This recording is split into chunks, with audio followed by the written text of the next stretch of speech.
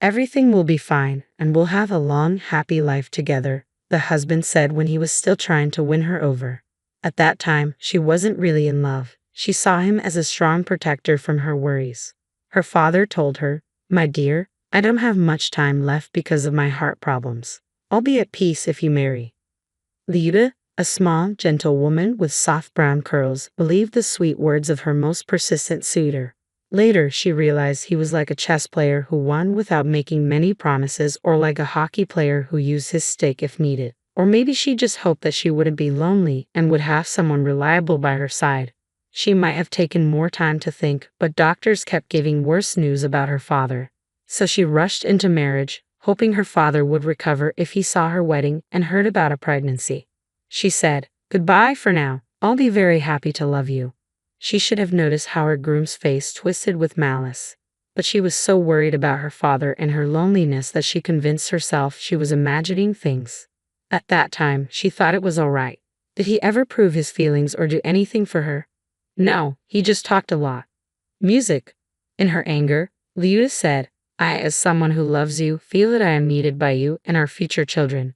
Just trust me, everything will be fine." She was overwhelmed, and her father paid for the wedding but didn't live to see it. As she stood there, crying, Yuri said, "Please don't embarrass me. People will think you're doing me a favor by marrying me." It was sad that he only said this after the wedding. Otherwise, she would have run away and forgotten everything. "I'm sorry I wanted to delay the wedding because of the recent funeral. I lost the closest person to me just a week ago." "Are you stupid? Who would pay for the wedding again? Would dear Papa come back and give more money?" the husband answered roughly. Anna suddenly felt faint in her beautiful wedding dress and collapsed to the floor. When she woke up, someone was pouring water on her to wake her up. Yuri, who had been cold before, was now acting sweet and caring, but he seemed as dangerous as a tempting but evil gingerbread house. "Come on, darling, wake up," Yuri said loudly. "This is your special day. You'll remember it." "It was a mistake," she whispered, still confused. She wasn't just talking about the wedding, but also about the baby growing inside her. "Why do you say that?" she wondered. She felt she'd made a mistake by getting pregnant by someone like him. She thought the baby would be unhappy, and she was foolish for hoping her father would get better if she rushed into marriage. "What's wrong, darling? What are you talking about?" Yuri asked as he led her out of the noisy restaurant into a quiet room. He then changed his tone. "Calm down, you idiot. This is all your fault, you know that. I only married you hoping that your father would leave us some property, but he's still alive and gave everything to his brother. All I got was a wedding with someone I think is a gray moth. And my father hates you. If I didn't care about my father, you'd mean nothing to me." Anna didn't understand why her father-in-law's feelings mattered. She barely knew him and had hardly spoken to him. Yuri continued, "Nothing good is going to come from this, but since you're pregnant, we'll have to wait to get a divorce." She had taken 2 pregnancy tests, both showing positive. She had to accept that she was going to have a baby. "But wait, I'll make your life miserable if you don't file for divorce after this pointless wedding," he said. "I'll put up with this disgrace only because. Career, people, and appearances. If your father hadn't left me that inheritance, I wouldn't have bothered with you at all," Yuri shouted, his face red with anger. Lyuda couldn't understand why her father had given all his property to her half-brother from his first marriage, Andrei. She didn't even know Andrei well. The news only came out at the funeral. All that was left was an old house no one wanted to fix up. Andrei had said something odd. "Believe me, Dad wanted to protect you." "What do you mean?" she asked, but Andrei said it wasn't the right time to explain and that someone would tell her later. It wasn't just that she found herself almost broke. She began to question if her father had ever truly loved her or if he had been pretending, like Yuri was now. This doubt was tearing her apart and suffocating her. "Yuri, I need to get some fresh air and then we'll act like everything is fine. Don't worry, after the wedding, you probably won't see me again except maybe during the divorce. Even then, we can handle things separately," she said calmly. Her only thought was to run away before she completely lost her mind. Weeks passed, and she stayed in her tiny apartment like a recluse, rarely going out. Lyuda struggled to eat as she thought about her humiliation. She called a taxi, but her wedding dress was so big with a crinoline that she couldn't fit inside. "First, you better change quickly, or we'll run out of time," said the driver, his face red with frustration. Liuta pulled out manicure scissors from her bag and, with the driver watching in shock, roughly tore the crinoline from her dress. Finally, the crinoline was gone, leaving only the wedding dress underneath. She was glad she had picked a dress that could be altered into a mermaid style by removing the crinoline. She didn't want to wait or call a minibus. She just needed to get away. As she traveled, she nervously glanced around, afraid she might do something drastic in the back seat of the car. Finally, unable to keep quiet any longer, the driver said, "I'm not one to give advice, but sometimes couples make up and things can look better in a new light, Lyudmila." For some reason, Liuta clung to these words, hoping for a change with the baby or improvement in her relationship. She waited, hoping for a call that might give her a brief sense of being needed or at least postpone making any decisions. She felt like she was a target, wounded and alone, needing time to heal. But nothing changed. An elderly man in an expensive suit came to deliver her divorce papers. "But he knows I'm pregnant and can't divorce me," she said. "What can I do? The more people like this argue, the more money I make. If everyone behaved decently, we'd be out of work. Sorry for being blunt, but I'm out of money and energy. I'm overwhelmed," she complained, though she knew he didn't care. The bald man just shrugged and said, "I'm not here to play therapist for the poor. Call a free help hotline if you need one." He waited for her signature and warned her not to delay or upset his client. "Yuri Arkadyevic told me everything. He knows about your life. Don't try to blame him. If you know who your real father is, handle it with him. Women these days are impossible. There's no room for sympathy," the man added. Liuta realized her husband had spoken badly about her, and she couldn't find the words to defend herself. What was the point of trying to prove anything to this cold, money-focused person? A week later, she prepared to follow the divorce summons. She decided not to spend money on a taxi since she didn't have the strength to work and had quit her job. Her savings were nearly gone, and she didn't want to call her half-brother, fearing another harsh lecture. After 2 subway transfers and a minibus ride, she walked quietly to face another humiliation, trying to keep her mind blank but unable to stop the tears. Suddenly, Liuta started to gasp for air and had to sit down on a bench. She had arrived early for her next challenge, and her usual habit of being overly punctual, along with the stress of recent events and her pregnancy, probably contributed to this. A hand touched hers, and she heard someone say, "Get away from that scoundrel quickly. When you get home, open the mirrored wardrobe and look behind the double wall. You'll be grateful for this day." "How do you know about the divorce?" Liuta wondered, suddenly recalling every word. She looked up and saw a gypsy sitting in front of her. Weary, she said, "I understand. You saw the sad woman near the divorce place. I don't have any gold or cash. Don't expect it and don't believe in any fairy tales, Ludachka. I'm not asking for anything," the gypsy said seriously. Her face seemed familiar, but Liuta couldn't remember where she had seen her before.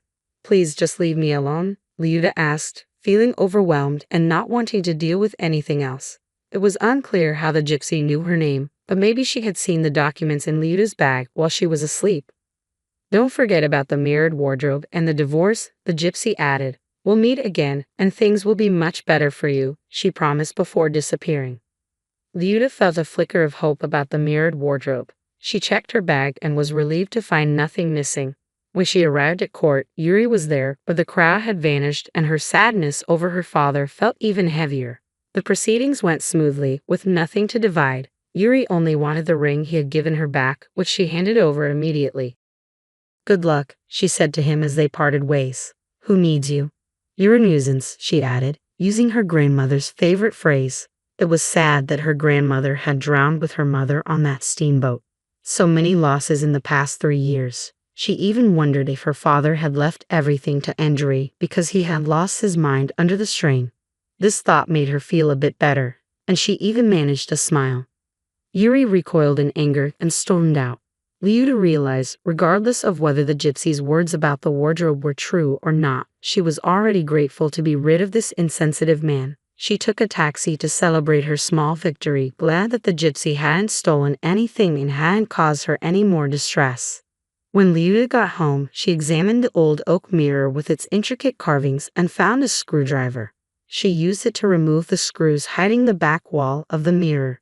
Behind it, she discovered a key and a note in her father's handwriting. Liuta opened the blue old suitcase that Mom left behind from her last trip. Andre will tell you the rest. He's your friend, and your half-brother adores you. Liuta was shocked but had stopped being surprised by anything. She unlocked the suitcase and inside was a huge amount of cash, so much that she couldn't even count it, probably several tens of millions. Along with the money was Andre's phone number, and she remembered that he had never given her his number before, though she wasn't sure she had asked for it. The note continued, "I'm glad I made an impression on you. My acting studies weren't in vain. Let's meet at the cafe near your house. I'll explain everything. Your half-brother seems to be waiting for you." When Liuta asked about the call, she was surprised that Andre admitted he was the gypsy. The gray eyes and sharp nose matched. "I've been waiting for your call," Andre said. "Okay," she said, remembering. When she got home, she took another pregnancy test. Even though previous tests had shown positive, life can be unpredictable. This time, the test was negative. Whether or not the gypsy was really Andre, the test gave her hope that she might not have to have a baby with someone like Yuri. While she never would have considered ending the pregnancy, she was relieved that she might not be expecting after all. She waited a few months as Andre had asked, acting like nothing had happened. She didn't talk about her new wealth and didn't expect visitors. An ultrasound confirmed she wasn't pregnant. Andre explained that Yuri's father had been her father's enemy and had ordered his son to marry her, take her property, and make sure they had no children. Her father had done nothing wrong except be jealous and blame others for his failures. Yuri, who idolized his father, followed his orders. The fake documents and false pregnancy were all part of the plan. "But why didn't Dad warn me about marrying Yuri?" she asked. "Well, who knew? Dad was very ill when all this came to light. He was afraid that telling you might cause you to lose the baby. It was his grandchild too. So he sold everything and left you the suitcase and note," Andre explained. "Now you're safe. Yuri and his father have fled abroad to escape the debt they hadn't repaid and are facing legal trouble." "I thought you were a wicked stepbrother, glad I was left with nothing," Liuta said with a smile. "Why did you pretend to be a gypsy?"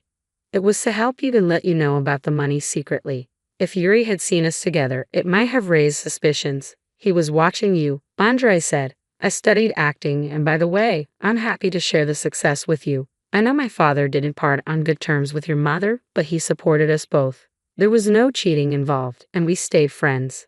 "Well, I'm going to move to a new apartment. I don't want Yuri coming back and asking about the child who will never be born," Liuta said. "Good idea. You always wanted to be an architect and move to the northern capital, right?" Andre asked. "Yes, you know everything, just like a gypsy," Liuta teased. "Don't say that. I'm a good person, and as I promised, we met, and things are better now," Andre said, sounding like the gypsy again. Liuta sighed with happiness. It wasn't just about the money. She was glad to have found someone reliable and close. Thank you for sticking with the story. If you liked it, please give a thumbs up. All the best to you. The call came on the night of my biggest triumph. Isn't that how karma works? Just when you think you've finally proven everyone wrong, life throws you a curveball that makes you question everything. I'm Ren, and I was standing in my first solo exhibition at the Azure Gallery, champagne in hand, surrounded by my artwork and the gentle murmur of appreciation from Manhattan's elite art crowd. My best friend Sasha squeezed my arm, pointing out yet another red dot appearing beside one of my paintings. "That's the 8th one tonight," she squealed. God, your dad would eat his words if he could see this. I forced a smile, but the mention of my father still stung, even after 5 years. "Let's not go there tonight, Sash." Corey, my partner and the gallery owner, approached with a broad smile. "The critics are loving it, babe. That piece about urban isolation, they're calling it a masterpiece." I should have been ecstatic. This was everything I'd worked for since walking away from my father's empire. Tony Lawson, CEO of Lawson Industries, hadn't spoken to me since the day I told him I was choosing art school over business school. "You're throwing away your future," he'd said, his voice cold as steel. "Don't expect any support from me." My phone buzzed in my clutch. Unknown number. I usually ignored these, but something made me step away from the crowd and answer. "Is this Ren Lawson?"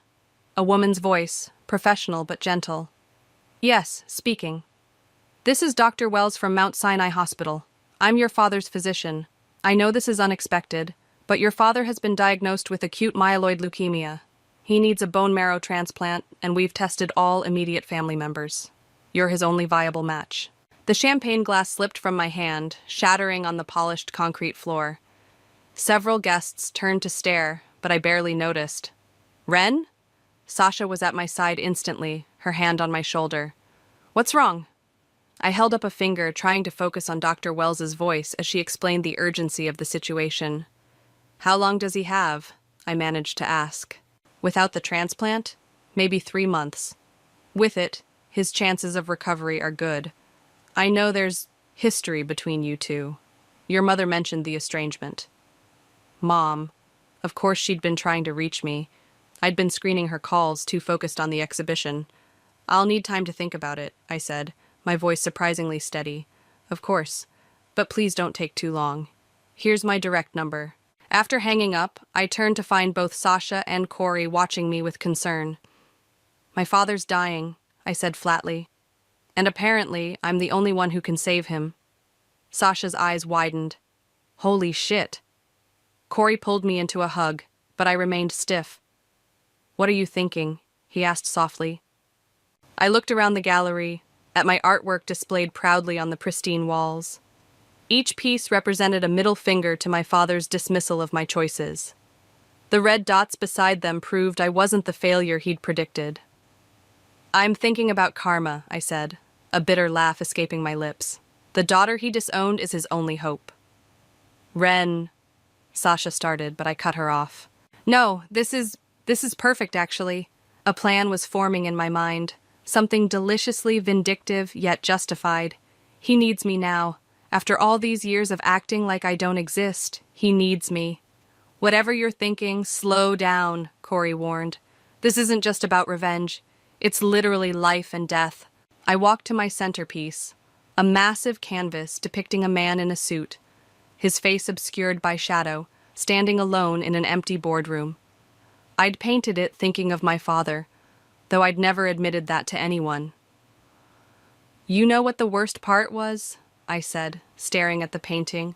He never even looked at my work. Not once. He dismissed my entire career without ever seeing what I could do.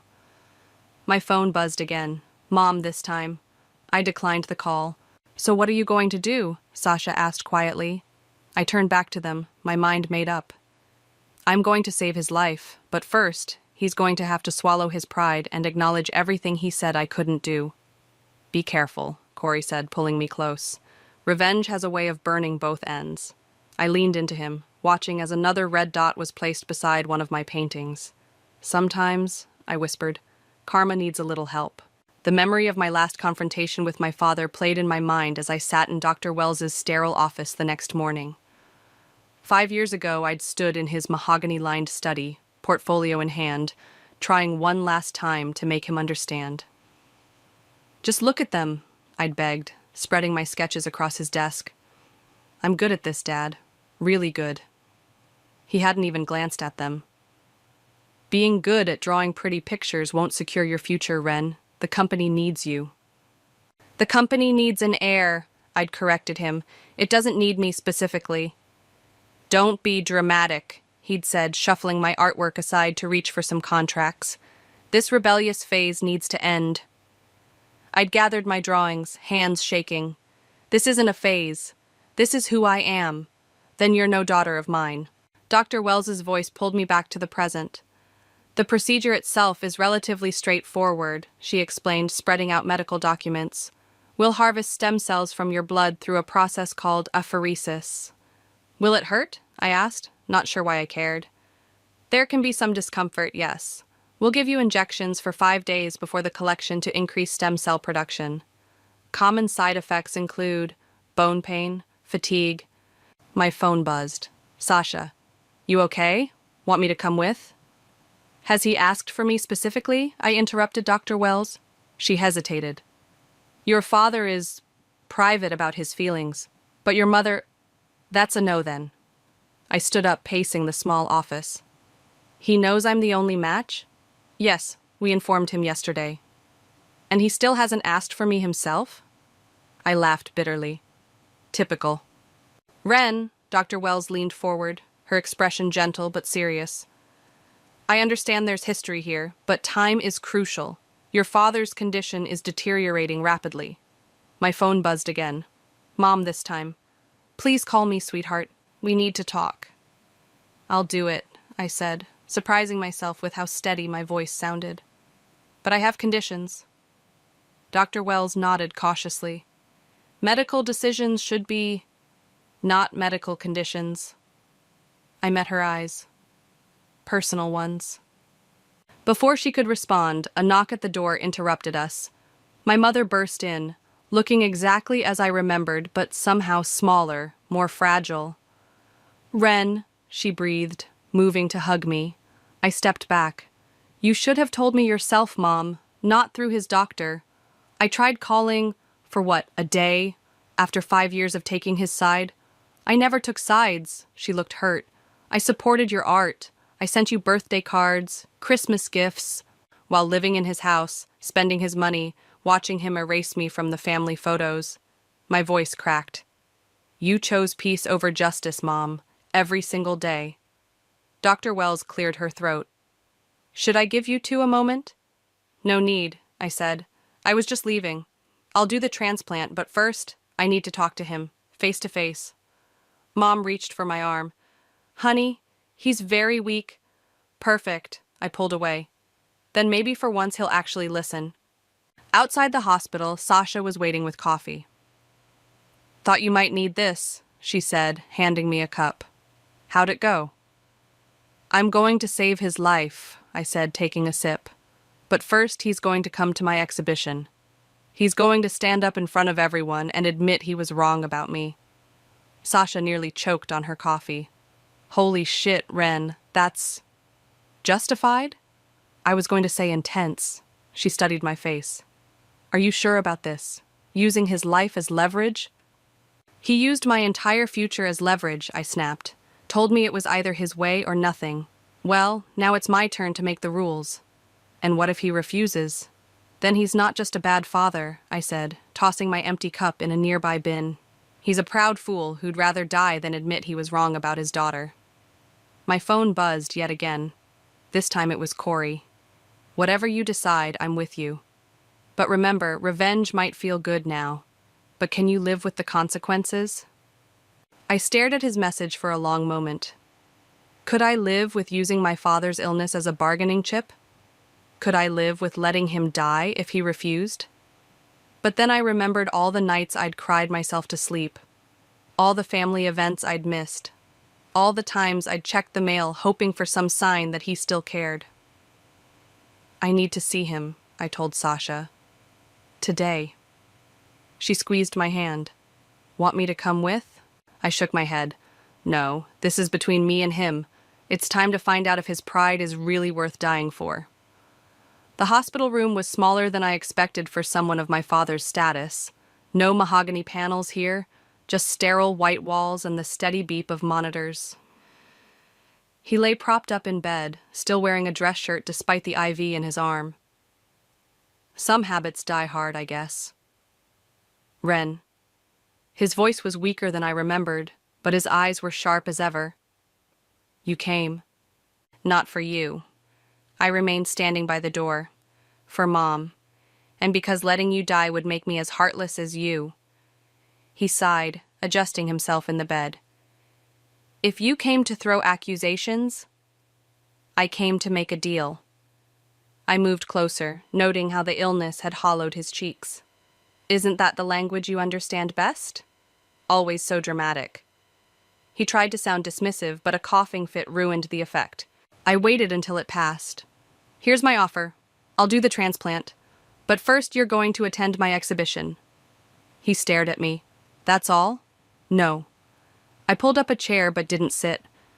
You're going to stand up in front of everyone. The critics, the buyers, your business friends, and publicly acknowledge that you were wrong about me. Wrong about my choices. Wrong about my art. The monitors beeped in the silence that followed. His face flushed with anger. Or maybe fever. Absolutely not. Then find another donor. I turned to leave. This is ridiculous, he snapped. You'd let me die over a speech?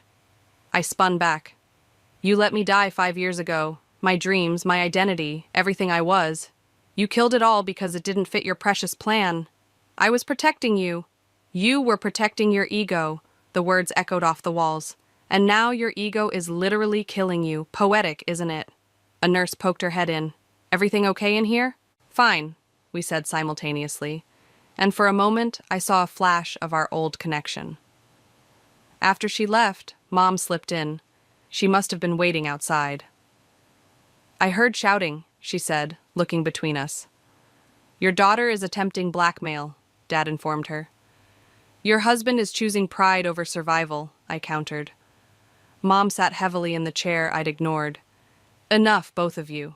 Ren, honey, he's sick. This isn't the time for— When is the time, Mom? When he's dead? When there's nothing left to resolve? I pulled out my phone, pulled up the gallery website. Look, Dad, actually look. I held the phone in front of him. He turned away. Fine. I started reading reviews out loud. Lawson's work demonstrates a masterful understanding of light and shadow. Her commentary on modern isolation is haunting and profound. One of the most promising new artists in New York. Stop it, he muttered. The centerpiece alone sold for— I said stop. He knocked the phone from my hand. It clattered across the floor. Mom retrieved it, hands shaking.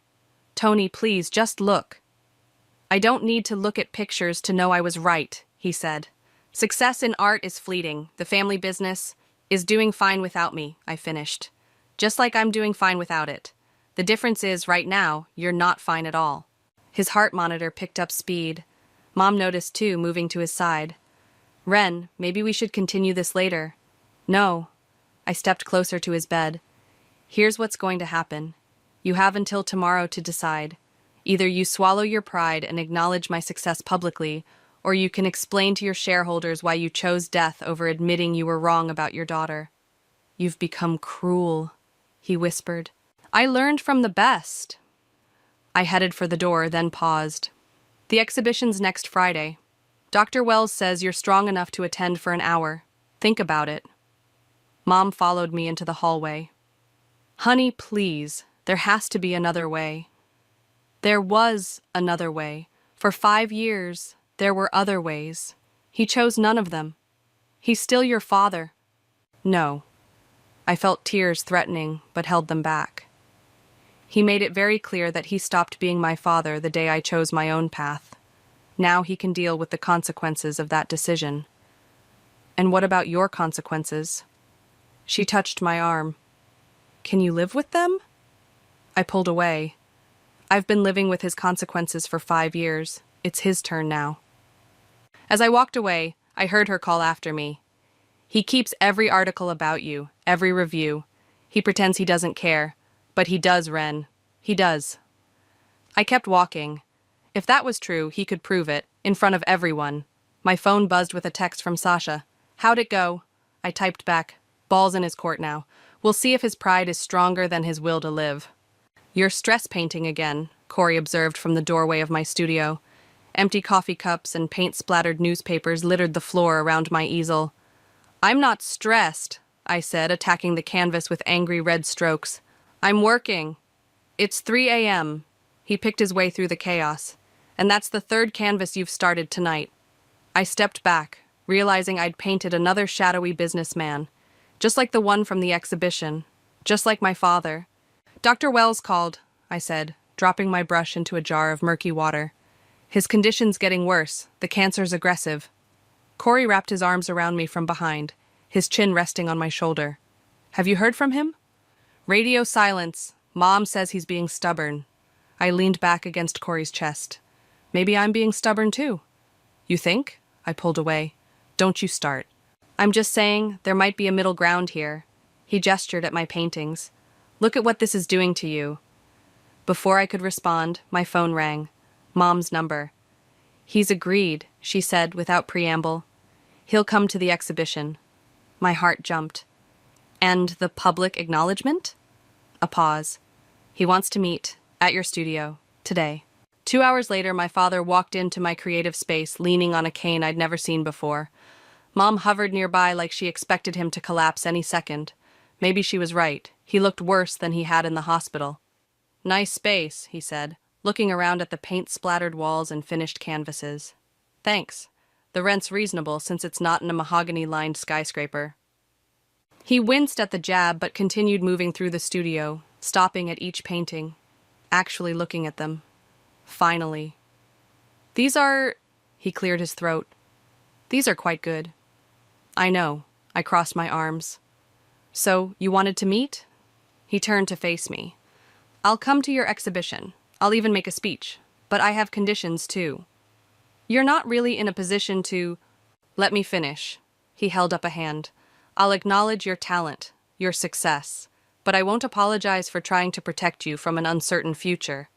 Protect me? I laughed. You disowned me. Because I was terrified. The outburst seemed to drain him. He sank onto a paint-stained stool. Do you know how many artists actually succeed? How many end up struggling their whole lives? So you decided to guarantee my failure by cutting me off completely? Mom stepped between us. Please, both of you. Stay out of this, Elena. Dad snapped, then immediately softened. Sorry, I need to say this. He pulled something from his jacket pocket, a folded piece of paper, worn at the edges. What's that? I asked. My father's letter to me, when I told him I wanted to study music instead of business. His hands shook slightly. I never showed this to anyone, not even your mother. I took the letter hesitantly. As I read, my breath caught. The words could have been written by my father to me. The same disappointment, the same ultimatums. You wanted to be a musician? He nodded. Piano, I was quite good, but my father... He gestured at the letter.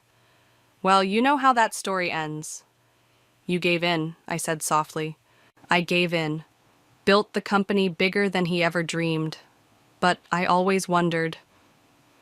He looked at my paintings again. You're stronger than I was, braver. The letter trembled in my hands. Why didn't you ever tell me this? Because admitting it meant facing my own cowardice. He stood slowly, unsteady on his feet. I'll come to your exhibition. I'll make the speech. Not because you're forcing me, but because you deserve it. You did what I couldn't. Mom was crying silently. I felt my own eyes burning. Dad! He swayed slightly, and Mom rushed to steady him. Just promise me one thing. Don't do the transplant out of revenge. Do it because, despite everything, we're still family. As they left, I sank to the floor, his father's letter still clutched in my hand. Corey found me there an hour later, surrounded by scattered art supplies and complicated emotions. You okay? He asked, sitting beside me. I wanted this to be simple, I whispered.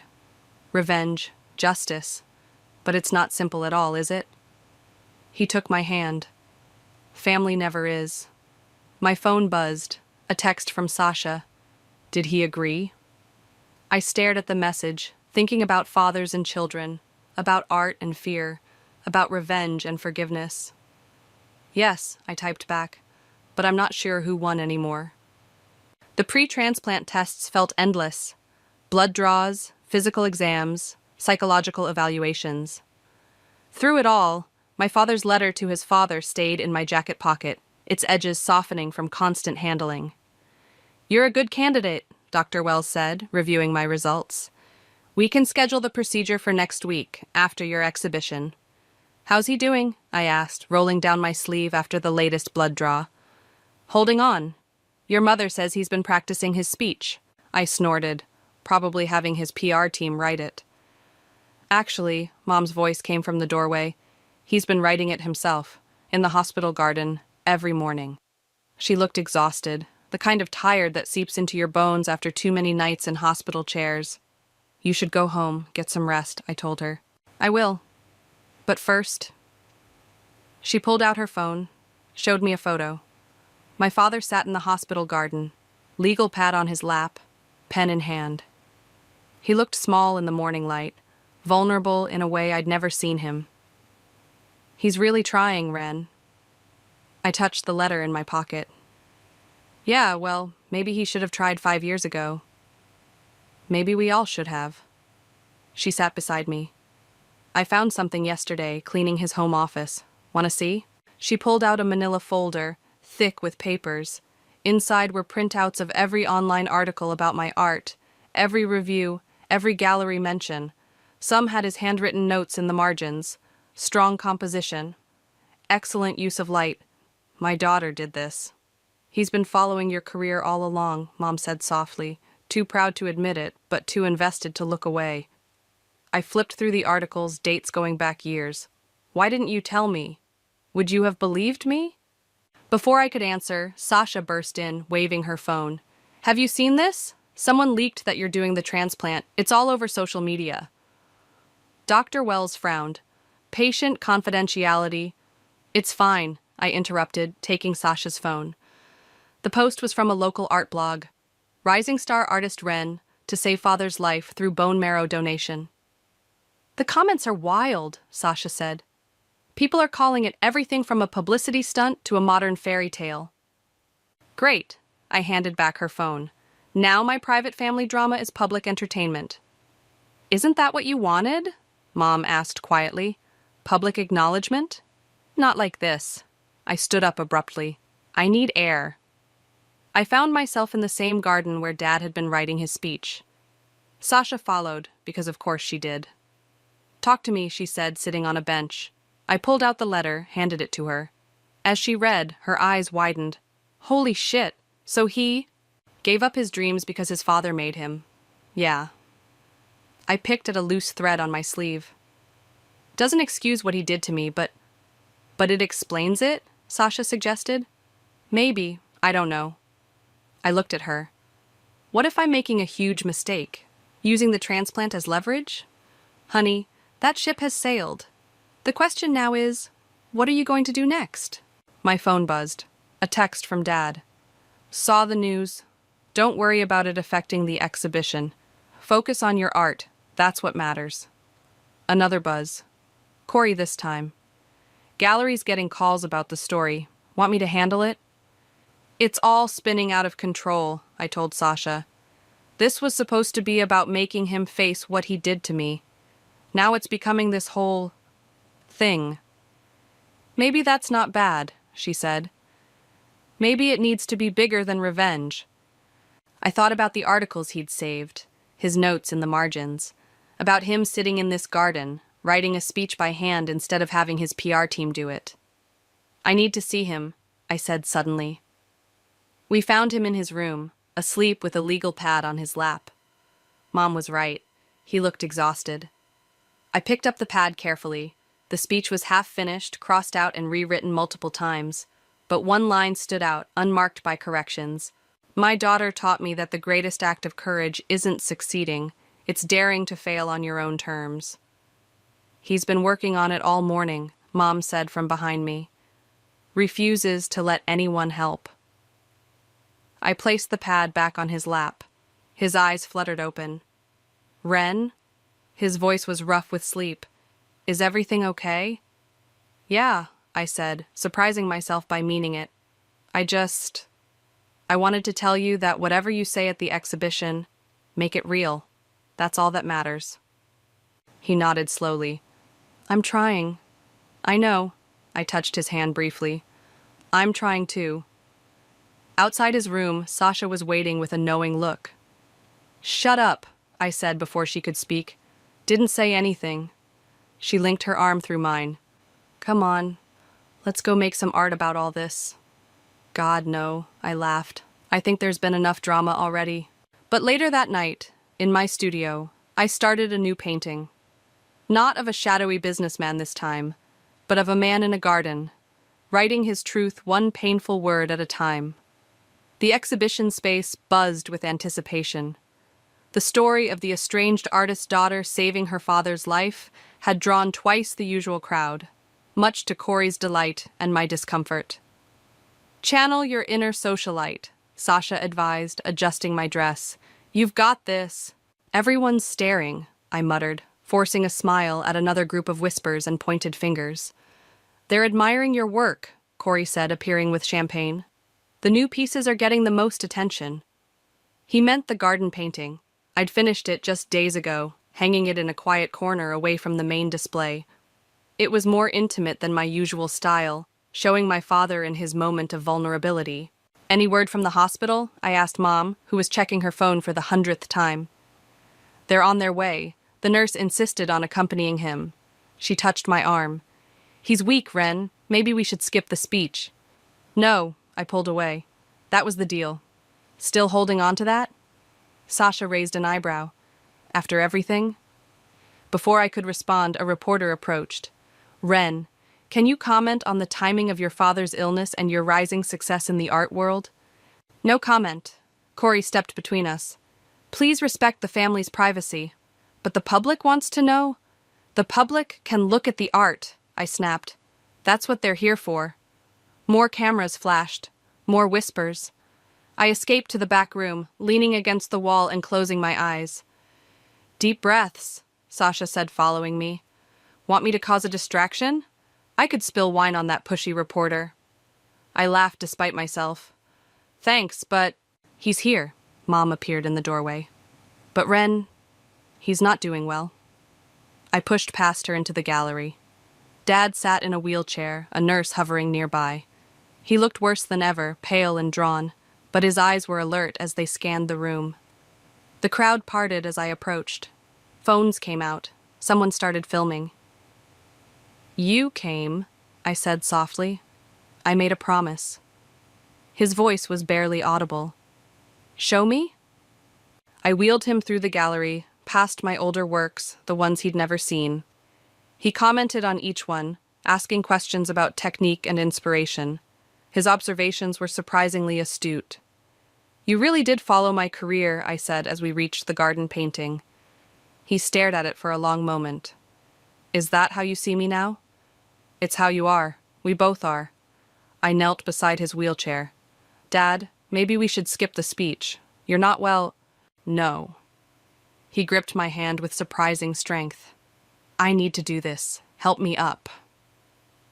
The nurse protested, but he was already struggling to his feet. Corey quickly brought over a microphone and small platform we'd set up. The gallery fell silent as my father stood, shaking but determined. Cameras raised. Mom grabbed my hand. My daughter, he started, then coughed. The nurse moved forward, but he waved her away. My daughter Ren is an artist. 5 years ago, I told her this was a mistake, that she was throwing her life away. He paused, breathing heavily. I found myself holding my breath, too. I was wrong. His voice grew stronger. I see that now, looking at these walls, at what she's created. But my greatest mistake wasn't doubting her talent. It was letting my fear for her future destroy our present. Tears rolled down Mom's cheeks. Sasha squeezed my shoulder. I stand here today not because of a deal or an ultimatum, but because I'm proud. Proud of the artist she's become. Proud of the woman who had the courage I never did. He turned to face me directly. Proud to call you my daughter, if you'll still have me as your father. The room erupted in applause. Cameras flashed, but I barely noticed because Dad was swaying dangerously. I reached him just as his knees buckled. The nurse rushed forward with the wheelchair. I did it, he whispered as we lowered him down. I kept my word. You did great, I said, wiping tears I hadn't realized were falling. Now let's get you back to the hospital. Wait. He pulled a folded paper from his jacket. My father's letter. Keep it. Remember that breaking cycles takes courage. As the nurse wheeled him out, reporters swarmed forward with questions.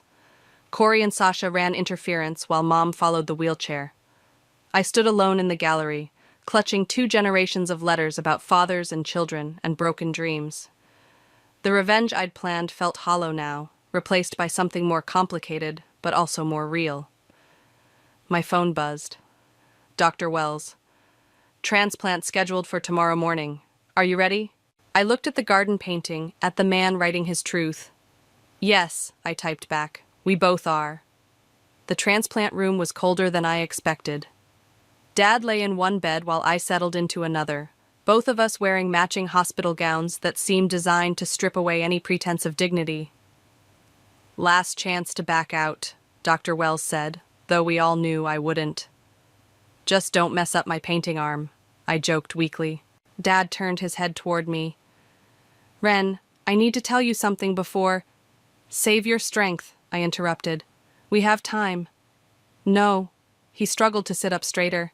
I need to say this now, in case... Don't you dare. My voice cracked. No deathbed confessions allowed. The nurses bustled around us, inserting IVs, checking monitors. Mom stood in the corner, clutching her purse like a lifeline. She'd aged 10 years in the past week. The exhibition, Dad continued, ignoring my protest. What I said, it wasn't just for show. I've been reading about your work for years, every article, every review. I know. Mom showed me the folder. No, not just the folder. He coughed. I went to your first show, stood in the back. You were so confident, so sure of yourself. Just like you, Mom finished softly. A nurse approached with the first round of medications. This might make you drowsy, she warned. Wait, Dad said. There's more. The day you left, after you stormed out, I looked at your portfolio. My breath caught. What? The sketches you left on my desk. I looked at every single one. They were brilliant. His voice grew fainter as the medication took hold. I was just too proud to admit I was wrong. Why didn't you tell me? But his eyes were already closing. He's been carrying that guilt for 5 years, Mom said, moving to my bedside. Maybe that's punishment enough. Dr. Wells appeared with another syringe. Ready? I nodded, watching the clear liquid enter my IV. The room started to blur around the edges. Mom? I reached for her hand. Will you tell me about Dad, when he played piano? She smiled through tears, stroking my hair like she did when I was small. He was amazing. Used to play late at night when he thought everyone was asleep. Chopin was his favorite. Her voice faded as the drugs pulled me under. I dreamed of music and paint, of letters and gardens, of fathers and daughters trying to break free of inherited fears. When I surfaced, Sasha was there, scrolling through her phone. Welcome back, Sleeping Beauty, she grinned. You'll never guess what's trending. Please tell me they didn't film the transplant. No, but your gallery painting? The one of your dad in the garden? It's gone viral. People are calling it Redemption in Green. Pretentious much? How is he? I tried to sit up, but the room spun. Stable. The doctors are optimistic. She helped me with some water. Corey's been fielding calls from collectors all morning. Apparently, family drama is good for business. Great. My pain is profitable. Hey, she grabbed my hand. Stop that. This stopped being about pain the moment you saw those articles he saved. Admit it. This is about healing now. Before I could argue, Dr. Wells entered with Mom. The preliminary results are good, she announced. The stem cells are doing exactly what we hoped. Can I see him? He's still sedated, but... Mom started. Please. They wheeled my bed into his room. He looked peaceful, younger somehow, without the weight of unspoken words. I found something else, Mom said, pulling out her phone. Listen. She pressed play. Piano music filled the room, Chopin's Nocturne in E-flat major. The recording was old, slightly scratchy. Dad? She nodded. From college, before he gave it up. He was good, I whispered. The best, she agreed. Just like you with your art. We're not so different, are we? I watched his chest rise and fall. Both trying to live up to impossible expectations. Both breaking free in your own ways, Sasha added. Mom played another recording, this one of a livelier piece. In his bed, Dad's fingers twitched slightly, muscle memory dancing across invisible keys. When he wakes up, I said, I want to paint him playing, not in the garden this time, at a piano.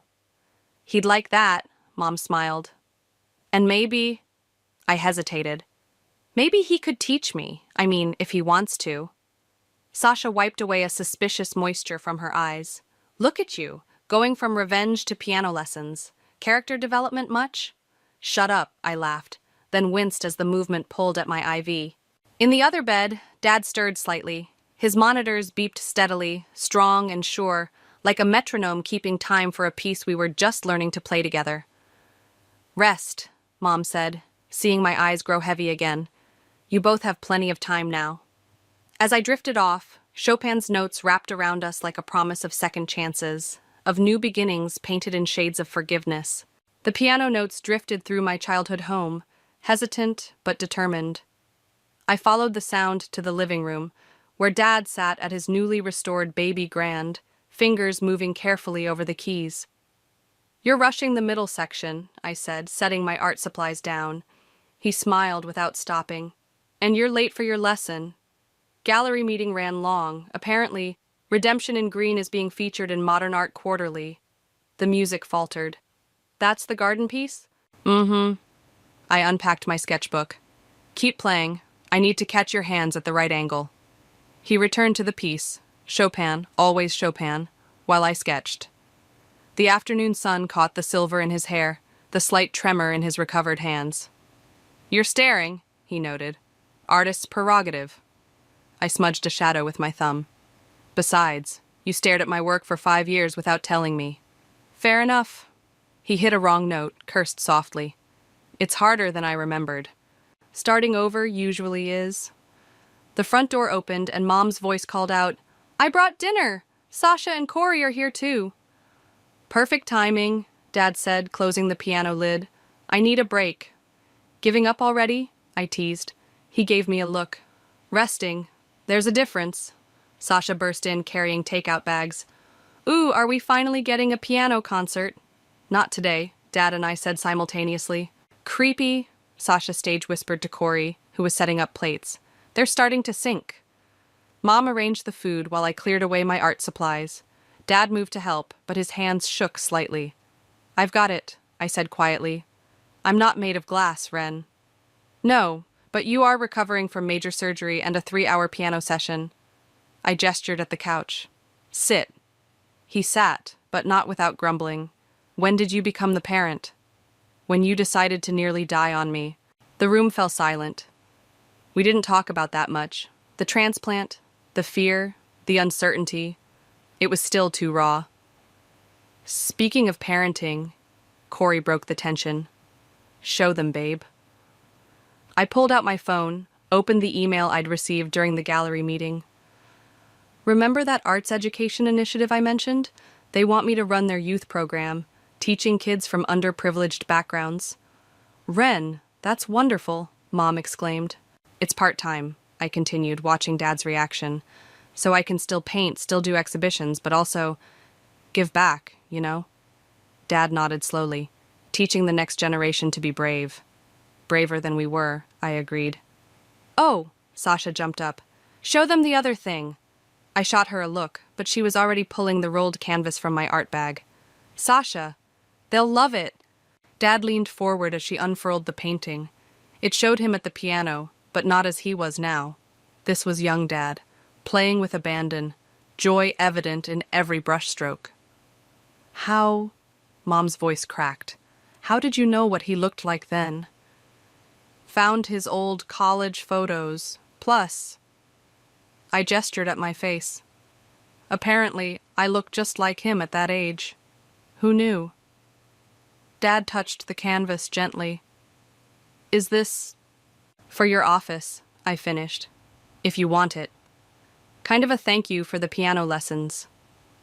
Even though I'm a terrible teacher, especially because you're a terrible teacher." He laughed, then grew serious. "I don't deserve this." "Maybe not." I sat beside him. "But that's not why I painted it. I painted it because I wanted to capture the moment before fear won, before you gave up your dreams." "I didn't give them up," he said softly. "I just passed them on, in a different form." Sasha pretended to gag.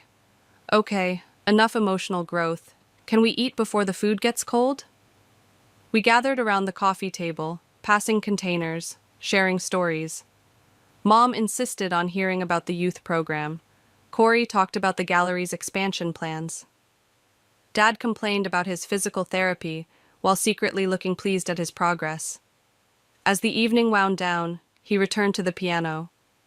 This time the notes were stronger, more confident. I picked up my sketchbook again. "Still staring," he noted. "Still drawing," I countered. "We've got a lot of lost time to capture." The music swelled, filling the room with possibilities, not of what could have been, but of what could still be. "Hey, Dad?" "Hmm?" "I'm glad you were wrong, about art being a mistake.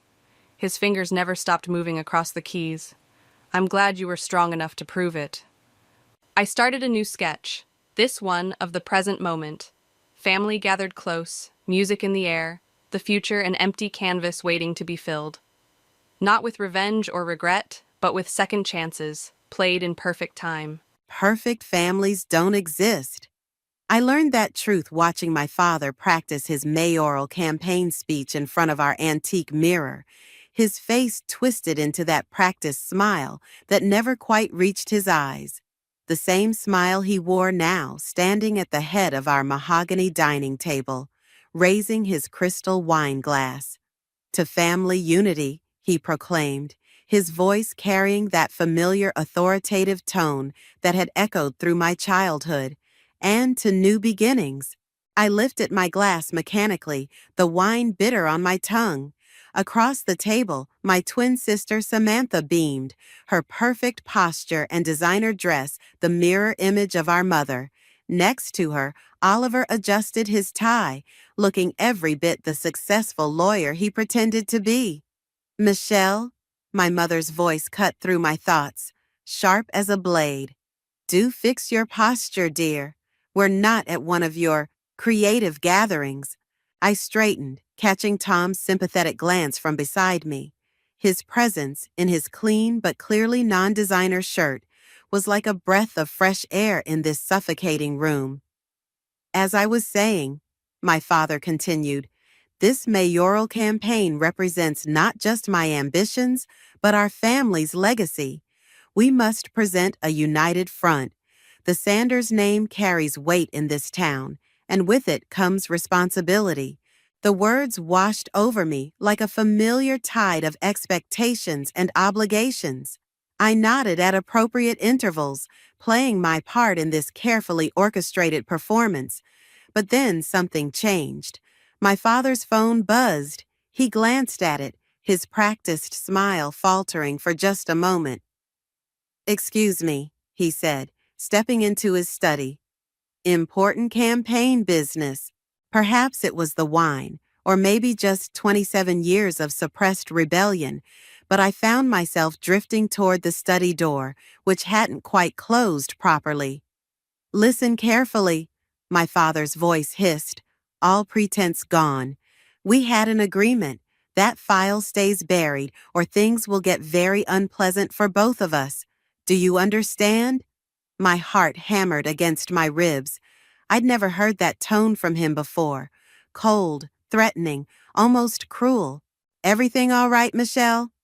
Oliver's voice made me jump.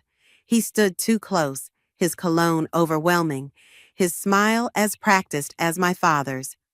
"Just getting some air," I said, stepping back. Something in his eyes told me he knew better. Back at the table, the conversation continued as if nothing had happened. Samantha chatted about wedding plans, my mother nodded approvingly, and Tom squeezed my hand under the table, sensing my unease. "I've always believed," my father announced, returning to his seat, "that family is everything. We protect our own, don't we?" "Of course, Daddy," Samantha agreed immediately. I stared at my plate, the perfectly arranged food suddenly unappetizing. The man at the head of the table wasn't the father I thought I knew. That phone call had cracked something open, revealing shadows I couldn't unsee. "Michelle?" My father's voice carried a note of expectation. "Don't you agree?" I looked up, meeting his gaze. For the first time, I saw something there that made my skin crawl, a warning perhaps, or a threat. "Yes," I heard myself say, the lie tasting worse than the wine. "Family is everything." Later that night, as Tom drove me home, I couldn't shake the memory of that phone call, of that unfamiliar cruelty in my father's voice. My phone buzzed, a text from Samantha. "Wasn't it a lovely evening? Daddy was so happy." I stared at the message, my thumb hovering over the reply button. The perfect Sanders family facade was cracking, and beneath it lurked something dark and ugly. The question was, what was I going to do about it? 3 days after that dinner, I sat in Samantha's pristine downtown office, watching her arrange her designer pen collection while I gathered courage to speak. The city skyline stretched behind her, a perfect backdrop for the perfect daughter's perfect life. "You're being ridiculous," she said before I could start. "Daddy would never threaten anyone." "I know what I heard, Sam." I leaned forward, my reflection fractured in her glass desk. "That wasn't a campaign call. He was threatening someone about a file." She aligned another pen, this one in metallic gold. "You've always had an overactive imagination. Remember when you convinced yourself Mrs. Peterson next door was running a cult? We were 12, and she did have weird midnight gatherings." "They were book club meetings." Samantha finally looked up. Her face, my face with better makeup, set in that familiar expression of patronizing concern. "Look, Daddy's under a lot of pressure with the campaign. The last thing he needs is you spinning conspiracy theories." The words stung precisely as she intended. "Oliver was hovering by the study door that night. Did you notice that?" Something flickered across her features. So brief I almost missed it. Fear? Uncertainty? But then her professional mask slipped back into place. "Oliver was being polite, checking if Daddy needed anything. Since when does your fiancé play errand boy?" "Stop it." Her voice cracked slightly. "Just stop. Everything's finally perfect. The campaign, the wedding plans, my promotion. Why do you always have to dig up problems?" I stood up, my chair scraping against the polished floor. "Because someone has to look past the surface, Sam. When did you become so afraid of the truth? When did you become so determined to destroy our family?" She turned to the window, but I caught her reflection, the slight tremor in her jaw, the way her fingers curled into fists. "I'm trying to protect you?" "From what? Our successful father? My wonderful fiancé? Your paranoia is getting out of hand."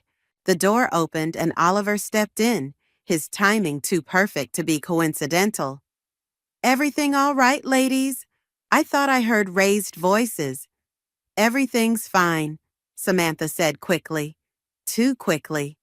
Oliver's smile didn't reach his eyes. "Michelle, always a pleasure. Though shouldn't you be at work? Or does freelancing mean unlimited coffee breaks?" Before I could respond, my phone buzzed. A text from Tom. "Found something. Meet me at the shop. Important." "I need to go," I said, gathering my bag. At the door, I turned back. "Sam, just be careful, please." She didn't respond, but I saw Oliver's hand settle on her shoulder, possessive and controlling. The sight made my stomach turn. Tom's auto shop was a welcome change from the sterile office tower. He was under a vintage Mustang when I arrived, but rolled out immediately at the sound of my footsteps. "Remember how you asked me to look into your dad's old business ventures?" He wiped his hands on a rag, leading me to his office. "Well, my mother still has connections at the school board. She found something interesting." He pulled up an old newspaper article on his computer. The headline read, "Local Education Initiative Collapses. Investors Left in the Dark." "This was 7 years ago," Tom explained. "Your father was involved in a private education venture. It went bankrupt under suspicious circumstances, and look who handled the legal proceedings." My breath caught. There, in a grainy photo, stood Oliver Grant, looking younger but wearing the same calculated smile. "They knew each other," I whispered.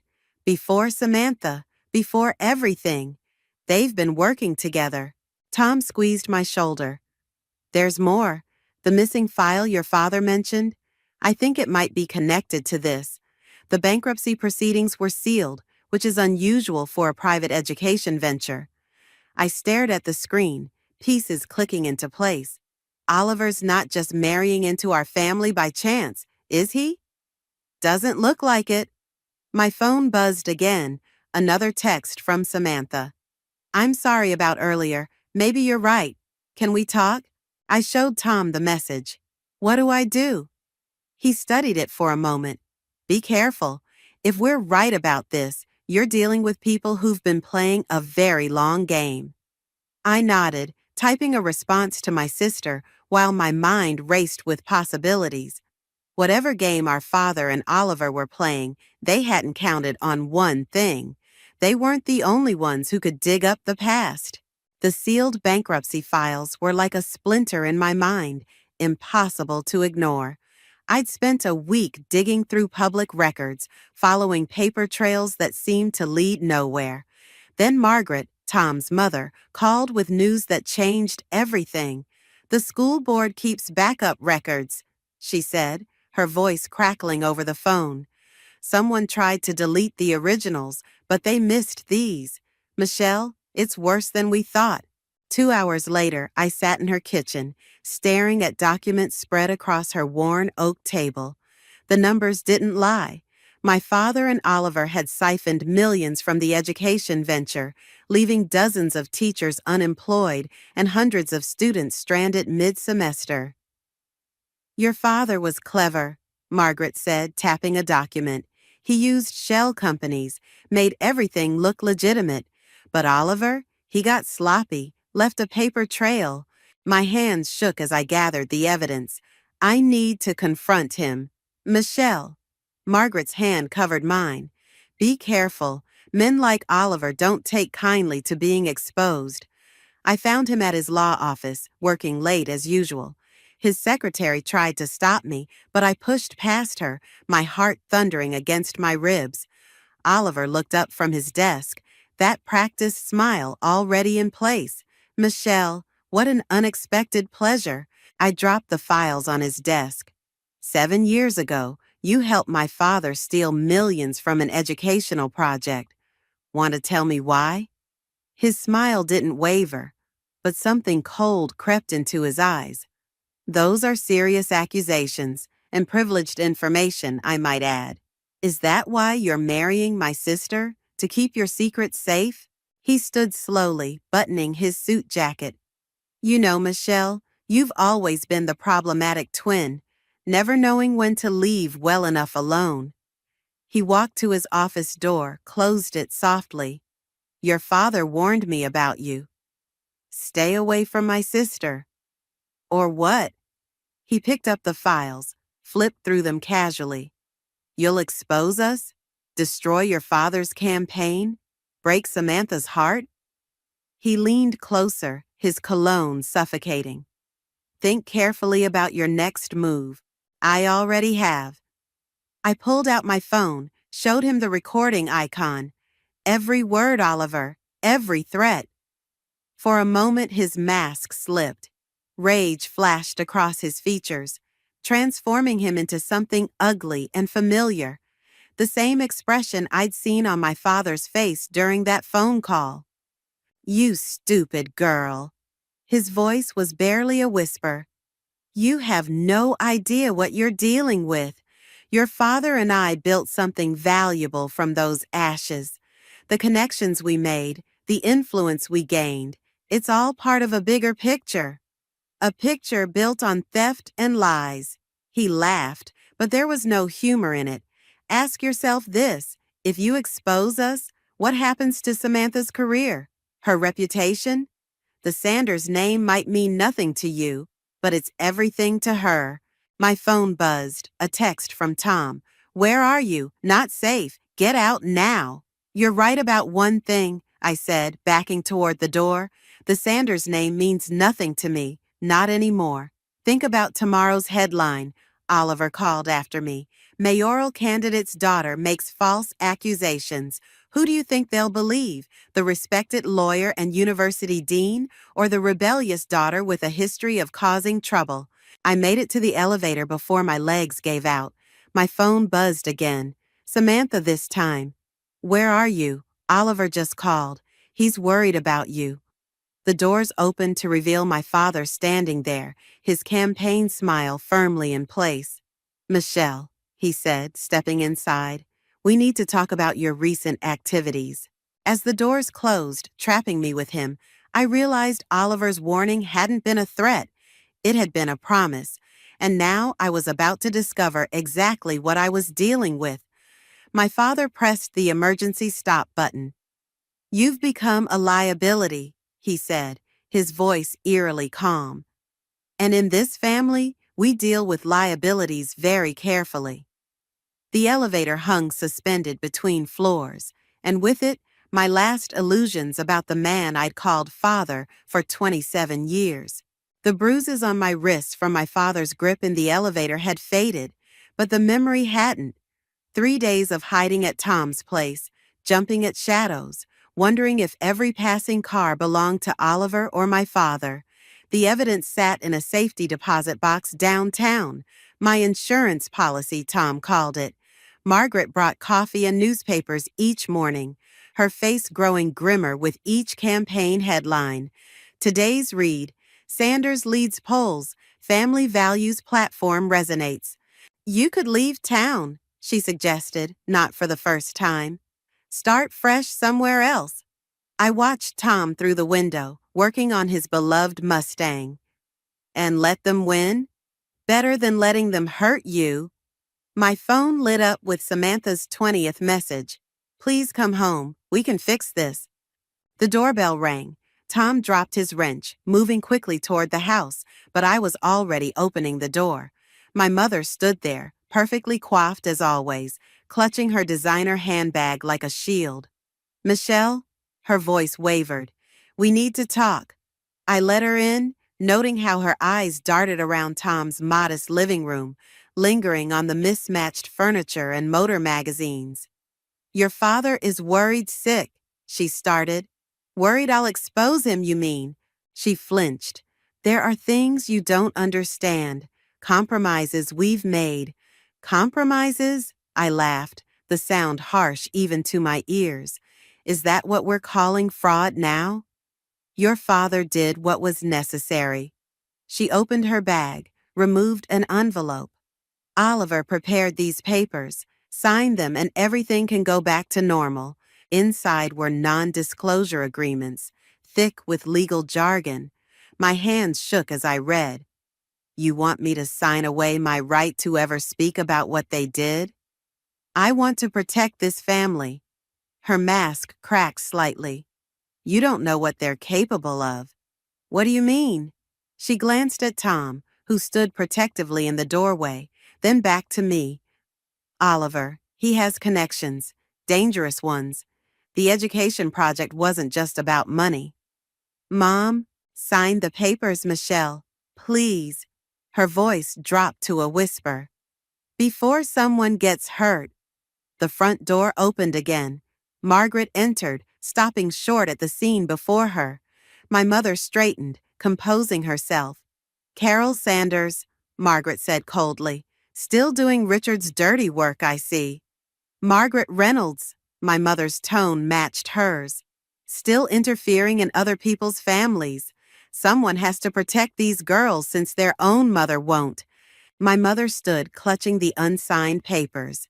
"You don't know anything about protecting family." "I know your husband and Oliver destroyed my teaching career over those missing files." Margaret's revelation hit like a physical blow. "Did you know that, Michelle? After I reported the irregularities, I was blacklisted from every school in the district." The pieces clicked into place. Margaret's early retirement, her determination to help me. My mother's face had gone pale. "I'm sorry, Margaret," she whispered, "but you don't understand what's at stake now." "Then explain it," I demanded. "What are they really involved in?" Instead of answering, she headed for the door, pausing with her hand on the knob. "Samantha's engagement party is tomorrow night. Oliver insisted on announcing it early, given the circumstances." She looked back, her eyes filled with something that might have been fear. "Don't come, please." After she left, I stared at the papers she'd left behind. Tom picked them up, reading through them with a mechanic's precision. "These aren't just NDAs," he said finally. "They're a confession. If you signed, you'd be admitting to making false accusations for personal gain." My phone buzzed again, not Samantha this time, But Oliver, your mother delivered my message. Choose wisely. I looked at Tom, then Margaret, thinking of my mother's fear and my father's threats. The truth about their corruption could destroy them, but the cost might be higher than I'd imagined. The engagement party, I said slowly. That's where everything connects. Oliver's rushing it for a reason. Michelle, Margaret warned, don't. I need to be there. I picked up my phone, typing a response to Oliver. Time to end this game. The engagement party glittered with false promises. Crystal chandeliers cast shadows across familiar faces, turned strange, while waiters circulated with champagne that cost more than my monthly rent. I adjusted the recording device hidden beneath my dress, feeling the weight of the evidence in my clutch. Samantha spotted me first. She broke away from a cluster of well-wishers, her designer dress rustling as she approached. You shouldn't be here. You texted me 20 times asking me to come home. That was before. She glanced over her shoulder at Oliver, who watched us from across the room. Things are complicated now. They're about to get more complicated. I pulled out the bankruptcy documents. Did you know about this? Her fingers trembled as she took the papers, her engagement ring catching the light. Michelle, please, not tonight. When then? After you marry him? After he and Dad destroy more lives? You don't understand. Her voice cracked. Oliver explained everything. The bankruptcy was necessary. Those teachers, including Margaret, they were involved in something dangerous. Dad and Oliver protected the school. Is that what they told you? I studied my sister's face, seeing the doubt beneath her practiced smile. Or is that what you need to believe? Oliver materialized beside us, sliding an arm around Samantha's waist. Ladies, you're attracting attention. Good. I raised my voice slightly. Let's attract more. Tell everyone how you and my father— Careful, Oliver interrupted, his smile never wavering. Your mother warned you about consequences. Are you threatening me at your own engagement party? I'm reminding you that family loyalty goes both ways. He took the documents from Samantha's hands. Speaking of loyalty, did you know your boyfriend's been looking into offshore accounts, following money trails he shouldn't? My heart stopped. What did you do? Nothing yet. Tom's garage is struggling, isn't it? Be a shame if his licenses were revoked, or if Margaret's pension suddenly disappeared. Samantha's face went pale. Oliver, you said no one would get hurt. No one has to get hurt. He tucked the documents into his jacket. Right, Michelle? Before I could respond, my father's voice boomed through the speakers.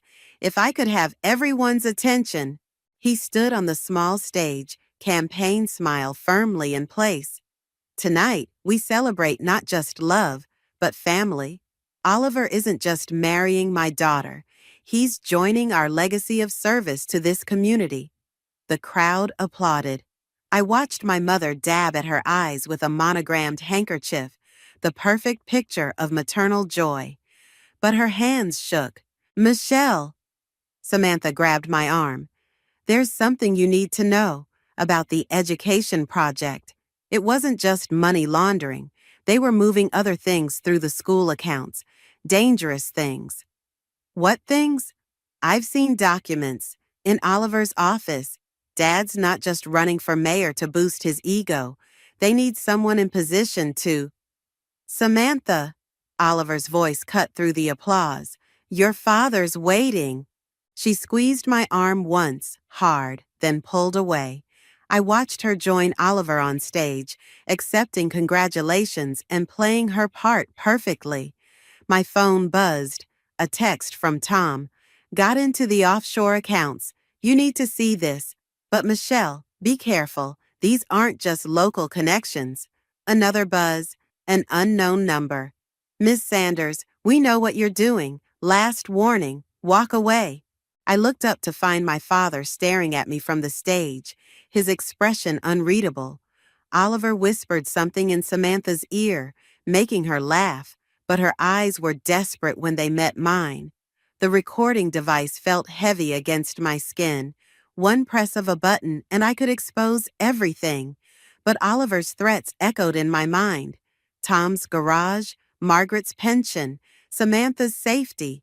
My mother appeared beside me, pressing a fresh glass of champagne into my hand. "It's not too late," she whispered, "to choose family." I watched Oliver kiss my sister for the cameras, saw my father shake hands with what I now knew were more than just campaign donors. The truth would destroy them all. But maybe that's what they deserved. I raised my glass. Decision made. Sometimes protecting family meant burning everything to the ground. The news broke like a thunderstorm. Headlines screamed across every local paper. Mayoral candidate's criminal past exposed. Sanders family linked to money laundering scheme. Education scandal rocks city. My recording from the engagement party, along with Tom's financial evidence, had done its work. I hadn't expected the fire at Tom's garage. "Total loss," the fire marshal said, standing in the smoking ruins. "Looks like an electrical fault, but we'll investigate." Tom's face was ash-streaked as he surveyed his destroyed livelihood. "Everything's gone. The cars, the equipment, my clients' projects." The message was clear. Oliver's warning made real. My phone hadn't stopped ringing since the story broke. Samantha's number flashed again, but I let it go to voicemail. The last time we spoke, she'd been hysterical, torn between gratitude for exposing Oliver and horror at the consequences. "Your father's at the station," Margaret said, appearing beside me. "They're questioning him about the offshore accounts." "Good. Michelle," her voice softened. "They're questioning Tom, too, about insurance fraud." My stomach lurched. "That's impossible. He wouldn't." "Oliver's thorough. He's planted a paper trail." She handed me her phone, showing emails that seemed to implicate Tom in a scheme to burn down his own garage for insurance money. "They're coming to arrest him this afternoon." Tom approached, his shoulders heavy. "You should go, before they get here." "I'm not leaving you." "This isn't your fault," he said. But we both knew it was a lie. A sleek black car pulled up, and my father stepped out. He looked older, defeated, but his eyes burned with familiar anger when they met mine. "Are you happy now?" he demanded, crossing the debris-strewn lot. "You've destroyed everything. Your sister's engagement, my campaign, your mother's reputation. You destroyed those things," I shot back. "I just exposed the truth." "The truth?" He laughed bitterly. "You exposed nothing. Oliver's connections run deeper than you know. By tomorrow, every piece of evidence you gathered will be discredited. Tom will be in jail, Margaret's pension will vanish, and you'll be the troubled daughter who fabricated lies about her family for attention." Police sirens wailed in the distance. "Dad," I whispered, "please, don't let them take Tom." Something flickered in his eyes. Regret, maybe, or pity. "You chose this path, Michelle. Actions have consequences." The sirens grew closer. Tom squeezed my hand once, then let go. "Run," he murmured. I didn't run. I watched them handcuff him, reciting rights he already knew. Watched Margaret turn away, shoulders shaking. Watched my father climb back into his black car, leaving me standing in the ashes of my revenge. My phone buzzed. A text from Samantha. "Oliver's gone. Emptied our accounts. Dad knew he would. We were all just pawns." Another buzz. My mother. "Come home, please, before it's too late." Final buzz. Unknown number. "Ms. Sanders, perhaps now you understand the cost of justice. There's still time to recant your story." I stared at the messages until they blurred, thinking of Tom in handcuffs, of Margaret's lost pension, of Samantha's emptied accounts. My evidence discredited, my reputation destroyed, my loved ones suffering, all because I thought truth would be enough to fight power. The fire marshal approached, notebook in hand. "Ms. Sanders, we have some questions about your whereabouts last night." Of course they did. Oliver's web was complete. I'd tried to burn down my family's facade, but I'd only succeeded in burning everything else. My father's words echoed. Actions have consequences. I looked at the ruins of Tom's garage, smelling smoke and defeat. Sometimes the price of revenge isn't just burning everything to the ground. It's watching the flames consume the wrong things while the real monsters walk away unscathed. The marshal waited expectantly. In the distance, another police car approached. I had started this fire. Now I had to decide. Let it consume me or find a way to rise from the ashes. I found Samantha in our childhood treehouse, huddled in the corner like we used to hide during thunderstorms. The wooden planks creaked under my weight as I climbed in, the familiar scent of cedar mixing with rain. "I kept everything," she whispered, pushing a box toward me. Every document, every transaction, every meeting Oliver had with Dad's connections. I was supposed to destroy them after the wedding. My hands trembled as I opened the box. "You knew? All this time? I thought I could change things from the inside. Play their game, gain their trust." She laughed bitterly. "I was just another puppet." Headlights swept across the treehouse. A car door slammed. "They're here," Samantha said. "Dad and Oliver. They tracked the missing files to my computer." "We need to go." "No," she grabbed my arm. "I'm done running, done pretending." Footsteps crunched on wet grass. Our father's voice carried up. "Girls, come down. Let's handle this like family." "Family?" Samantha called back, her voice stronger than I'd ever heard it. "Like you handled Margaret's career? Or Tom's garage?" "That was business," Oliver's smooth voice replied. "Nothing personal. Everything's personal." I pulled out my phone, pressed record. Every life you destroyed, every person you threatened. Our father appeared at the treehouse entrance, Oliver close behind. In the dim light, they looked almost identical, power wearing human skin. "The evidence is gone," Oliver said. "Your credibility's shot. What do you think that recording will accomplish?" "It's not for the public." Samantha stood, another phone in her hand. "It's for your real partners, the ones who don't know you've been skimming from their accounts." Our father's face went pale. "What are you talking about?" "I'm a financial analyst, Daddy. Did you really think I wouldn't notice the patterns, the missing millions? Oliver's been playing both sides, using your connections to build his own power base." Oliver's smooth facade cracked. "Richard, she's lying." "Show them," I said. Samantha pressed a button. Numbers filled her screen. Transactions, dates, accounts. I sent copies to everyone. Your partners, your rivals, the FBI. Should be hitting their inboxes right about now. Oliver lunged for the phone. Our father grabbed him, surprising us all. "You used me?" he snarled. "Used my family?" "Like you used everyone else," I cut in. "The teachers, the school, your own daughters. We learned from the best, didn't we, Dad?" Sirens wailed in the distance.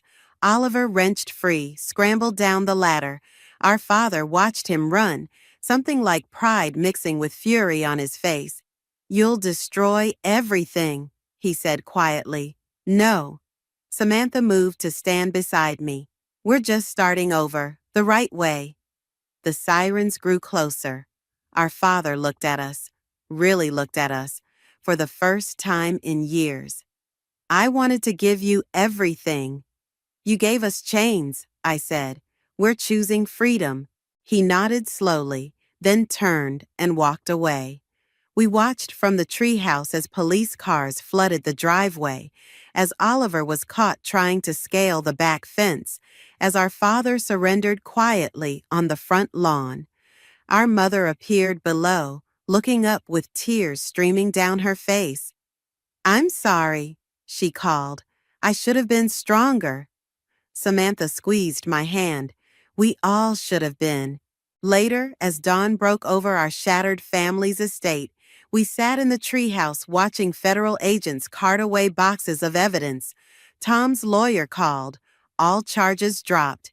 Margaret's pension was being reinstated. What happens now? Samantha asked. I thought about revenge, about justice, about the fine line between the two. We rebuild, not their way, our way.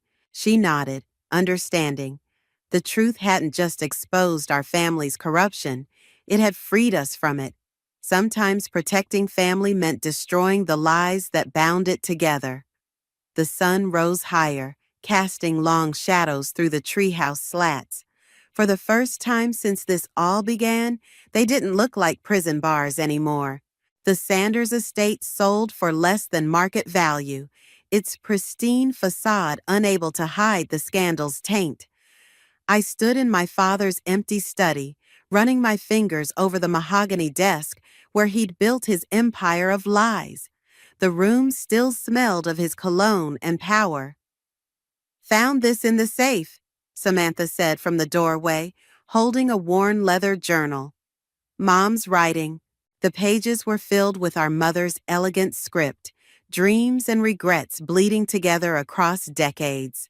One entry caught my eye. The girls are 5 today. Michelle questions everything, while Samantha watches and learns. Richard says this is a problem. I wonder if it's actually the solution. She knew, I whispered. All along, she knew what we'd become. Samantha perched on the desk's edge. Did we do the right thing? Through the window, I watched Tom directing movers, his garage rebuilt with insurance money and community support. Margaret stood nearby, supervising the loading of boxes marked Sanders Family Trust, evidence heading to federal investigators. We did the necessary thing, I said. My phone buzzed, a message from our father's lawyer. He'd accepted a plea deal, turning state's evidence against Oliver's broader network. Oliver himself had disappeared, leaving behind a web of shell companies and broken promises. Mom's asking to see us, Samantha said quietly, at the beach house. Are you going? Are you? The journal's pages rustled between us, heavy with unspoken words. Our mother's final entry was dated the night of the engagement party. My daughters are stronger together than Richard and I ever were apart. They'll burn it all down, but from the ashes, they'll build something true. The doorbell rang. Prospective buyers for the estate. We left the study, our footsteps echoing through empty halls once filled with perfect lies. Family portraits watched our exit, faces frozen in practiced smiles that now seemed more like grimaces. In the driveway, Tom wrapped an arm around my waist. Ready? I looked at my childhood home, remembering the dinner that started everything, the threat in my father's voice, the weight of expectations, the suffocating need to maintain appearances. The beach house, I told Samantha. Tomorrow. She nodded, understanding flowing between us like it had in the treehouse. Some bridges couldn't be rebuilt, but others could be redesigned, made stronger by acknowledging their flaws. Margaret approached, holding a small box. Found this in the attic. Thought you might want it. Inside was a crude clay sculpture, 2 intertwined figures, barely recognizable as human. Samantha laughed. Our 3rd-grade art project. Mom kept it. Some things are worth preserving, Margaret said softly. I placed the sculpture in my bag, next to our mother's journal. The past couldn't be erased, but it could be understood, integrated into something new. The buyers emerged from the house, talking excitedly about renovation plans. They saw potential where we saw shadows, possibility where we knew secrets lay buried. They'll make it their own, Samantha said, like we're doing. She smiled, a real smile, not the perfect Sanders version we'd been taught. Exactly like that. We left separately, Samantha to her downtown loft, me to the small house Tom and I had bought near his rebuilt garage. The estate's gates closed behind us with a final resonant clang. Tomorrow, we'd face our mother, hear her story, decide what pieces of our old life were worth carrying forward. Some questions would remain unanswered, some wounds would never fully heal. But as I drove away, watching the Sanders estate shrink in my rearview mirror, I realized revenge hadn't been about destroying our family after all. It had been about destroying the lies that kept us from being one in the first place. The clay sculpture shifted in my bag, the intertwined figures still holding each other after all these years. Some bonds, I realized, were stronger than the forces trying to break them. And sometimes, the truest form of family emerged only after everything else burned away. I stared at the invitation card in my hands, tracing my fingers over the embossed letters. Another celebration of someone else's perfect life. The thought of spending 3 hours at Jessica's engagement party made my stomach turn, but Megan wouldn't let me skip it. "You need to get out," she'd said, as if emerging from my cocoon of Netflix and takeout would magically fix everything. "You made it."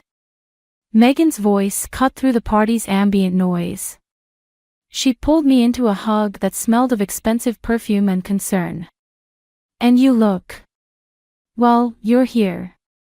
Thanks for the ringing endorsement." I smoothed down my black dress, wondering if I should have worn something more colorful. Less funeral chic. "Sophie, honey, you know what I mean." She pressed a glass of wine into my hand. "Just try to enjoy yourself. Talk to people. Who knows? Maybe you'll meet someone interesting.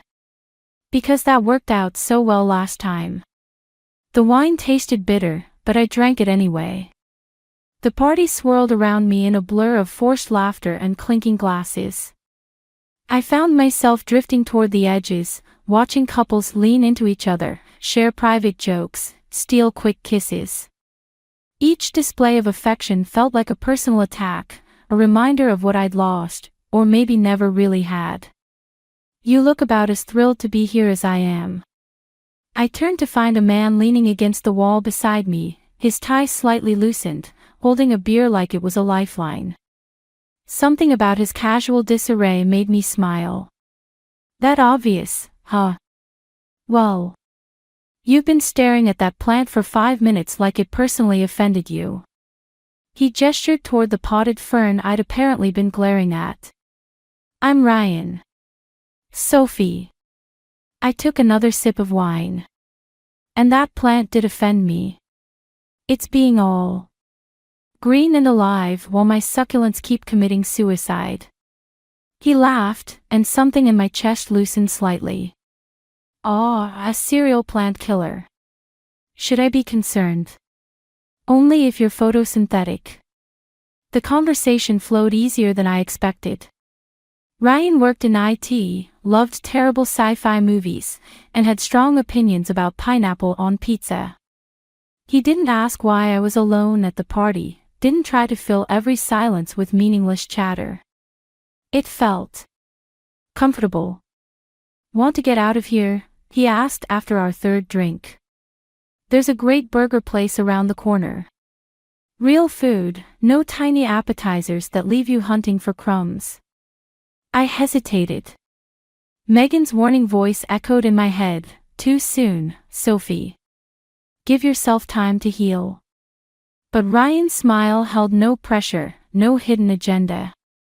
Just a simple invitation to escape this suffocating parade of happiness. "You know what?" "Yes." I set down my empty glass. "Lead the way." As we slipped out of the party, I caught Megan's eye across the room. She raised an eyebrow, and I gave her a small wave. Later, she'd demand details, worry about my judgment, remind me of all the reasons I shouldn't jump into anything new. Maybe she was right. Maybe I was making a mistake. But watching Ryan navigate through the crowded streets, pointing out ridiculous shop names and making up stories about passing strangers, I felt something I hadn't in months, possibility. I didn't know then that this moment, this simple decision to follow a stranger into the night, would set in motion events that would shatter my world all over again. That Ryan's easy smile concealed depths I couldn't begin to imagine. That sometimes the most dangerous traps are the ones that feel like escape routes. But that night, I just wanted to feel something other than broken. And Ryan. He was very good at making things feel whole again. At least for a while. 6 months flew by like a highlight reel of perfect moments. Ryan and I fell into an easy rhythm, late-night conversations that stretched until dawn, spontaneous road trips to nowhere. Inside jokes that made strangers stare when we burst out laughing in public.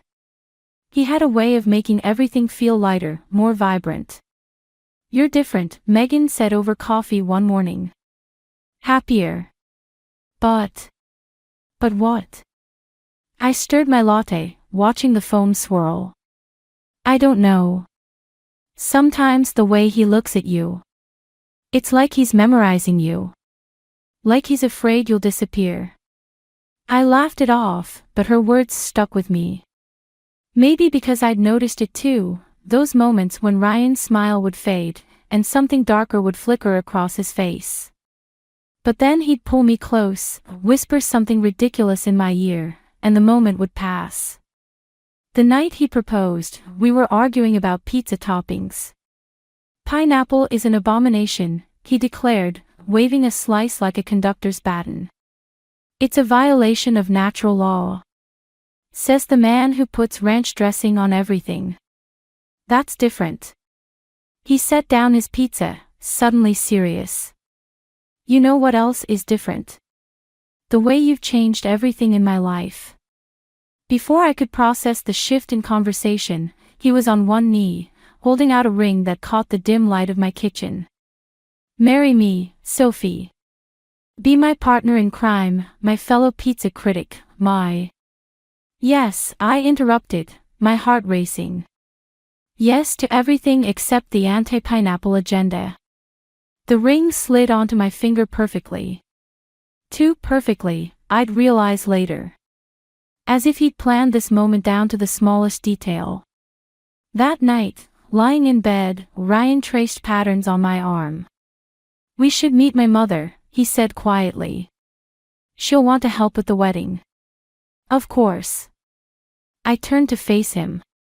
"Tell me about her." His hand stilled. "She's traditional. Protective. Dad left when I was young, so it was just us for a long time." Something in his voice made me prop myself up on an elbow. "You don't talk about her much." "Not much to say." He pulled me back down, nuzzling my neck. "She'll love you. Everyone loves you." Meeting Linda Carter was like walking into a time capsule. Her house was immaculate, every surface gleaming, every photo frame perfectly aligned. She hugged me with practiced warmth. "So lovely to finally meet you," she said, her smile not quite reaching her eyes. "Ryan's told me so much. All good things, I hope." I laughed, but it felt hollow in the pristine living room. "Of course." She patted Ryan's cheek as she passed. "My boy only sees the good in people. It's his greatest strength. And sometimes his greatest weakness." Ryan tensed beside me. I felt his fingers twitch against my back.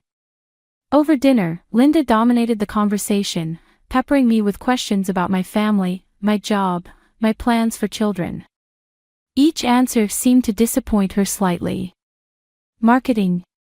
She raised an eyebrow. "Such an unstable field these days. And you travel for work." "Sometimes," I admitted. "But Ryan needs stability," she cut in. "Structure. After everything with his father. Mother." Ryan's voice carried a warning edge I'd never heard before. "I'm just saying, dear." She reached across the table, straightening his collar with practiced fingers. "We have to be careful, don't we? The drive home was silent. I watched Ryan's knuckles whiten on the steering wheel. I'm sorry about her, he finally said. She means well. It's fine. I touched his arm. She loves you. He laughed, but it sounded wrong. Yeah. She does. That night, I caught him staring at his phone, thumbs hovering over the keyboard. When he noticed me watching, he quickly locked the screen. Work stuff, he said, too casually. Tom needs help with a project. I nodded, ignoring the knot forming in my stomach. Later, I'd remember this moment as the first crack in our perfect story, the instant when doubt crept in like a shadow at sunset. Subtle but undeniable. But for now, I curled into his side, breathing in his familiar scent, telling myself that love was enough. That some stories really do have happy endings. I was wrong about that too. The dishes had been sitting in the sink for 3 days. 3 days of walking past them, of watching Ryan grab clean mugs from the cabinet while dirty ones festered below. I'd stopped counting how many times I'd asked him to help with housework. His promises had become as stale as the coffee rings in those abandoned cups. I thought you were going to handle those, I said, watching him scroll through his phone on the couch. Later. He didn't look up. I'm dealing with a work crisis. The same excuse he'd used yesterday. And the day before. I picked up his discarded socks from the floor, fighting the urge to throw them at his head. Tom needs help with the server migration, he added, as if reading my thoughts. It's important. More important than our agreement about sharing responsibilities. He finally looked up, his expression shifting into that wounded puppy look I'd once found endearing. Come on, Sophie. You know how crazy work's been lately. And my work isn't crazy. I managed to do laundry between client calls yesterday. That's different. He set down his phone. You're just better at this stuff. More organized. The word hit me like a slap. Better at it? Or just more willing to do it while you play helpless? I'm not playing anything. His voice took on that edge I'd been hearing more frequently. Why are you making such a big deal about dishes? Because it's not about the dishes. The words exploded out of me. It's about respect. About being partners instead of me being your replacement mother. His face darkened. Don't bring my mother into this. Why not? She's already here in every other way. I gestured at the living room, where he'd arranged the furniture exactly as Linda had suggested. God forbid we make any decision without consulting her first. She's trying to help. He stood up, towering over me. Unlike some people, who just criticize everything I do. When do you do anything? The words tasted bitter. Besides work and text Tom at all hours. Something flickered across his face, guilt. Fear. But it vanished so quickly I might have imagined it. I need some air. He grabbed his keys. Call Linda if you want help cleaning. She'd love to show you how it's done properly. The door slammed behind him. I stood in the silence, surrounded by evidence of his passive presence, half-empty water glasses, abandoned charging cables. A trail of emotional breadcrumbs leading nowhere. My phone buzzed. Megan. How's married bliss? She asked when I answered. Remember when you said something felt off about Ryan? Which time? I sank onto the couch. He's different now. Or maybe he's exactly the same and I'm finally seeing it clearly. What happened? Nothing. Everything. I picked at a loose thread on the cushion, another task Ryan had promised to fix. It's like living with a ghost who leaves dirty dishes instead of rattling chains. Have you talked to him about it? I've tried. He either deflects or runs to Linda. The thread came loose in my hand. Did I tell you she called yesterday to remind me about his favorite breakfast? Apparently, I'm not cooking his eggs right. Jesus. Megan paused. Sophie, remember what happened with Mark? How you kept making excuses for him until... This is different, I cut her off, even as doubt gnawed at my certainty. Ryan's not Mark. He's just... struggling with something. And you're not his therapist. Her voice softened. Or his mother, no matter what Linda thinks. After we hung up, I wandered into the kitchen. The dishes seemed to mock me, a porcelain monument to broken promises. I reached for the sponge, then stopped. Instead, I took a photo of the mess and sent it to Ryan with a simple message: either these are done when I get home from work tomorrow, or we need to have a serious conversation about our future.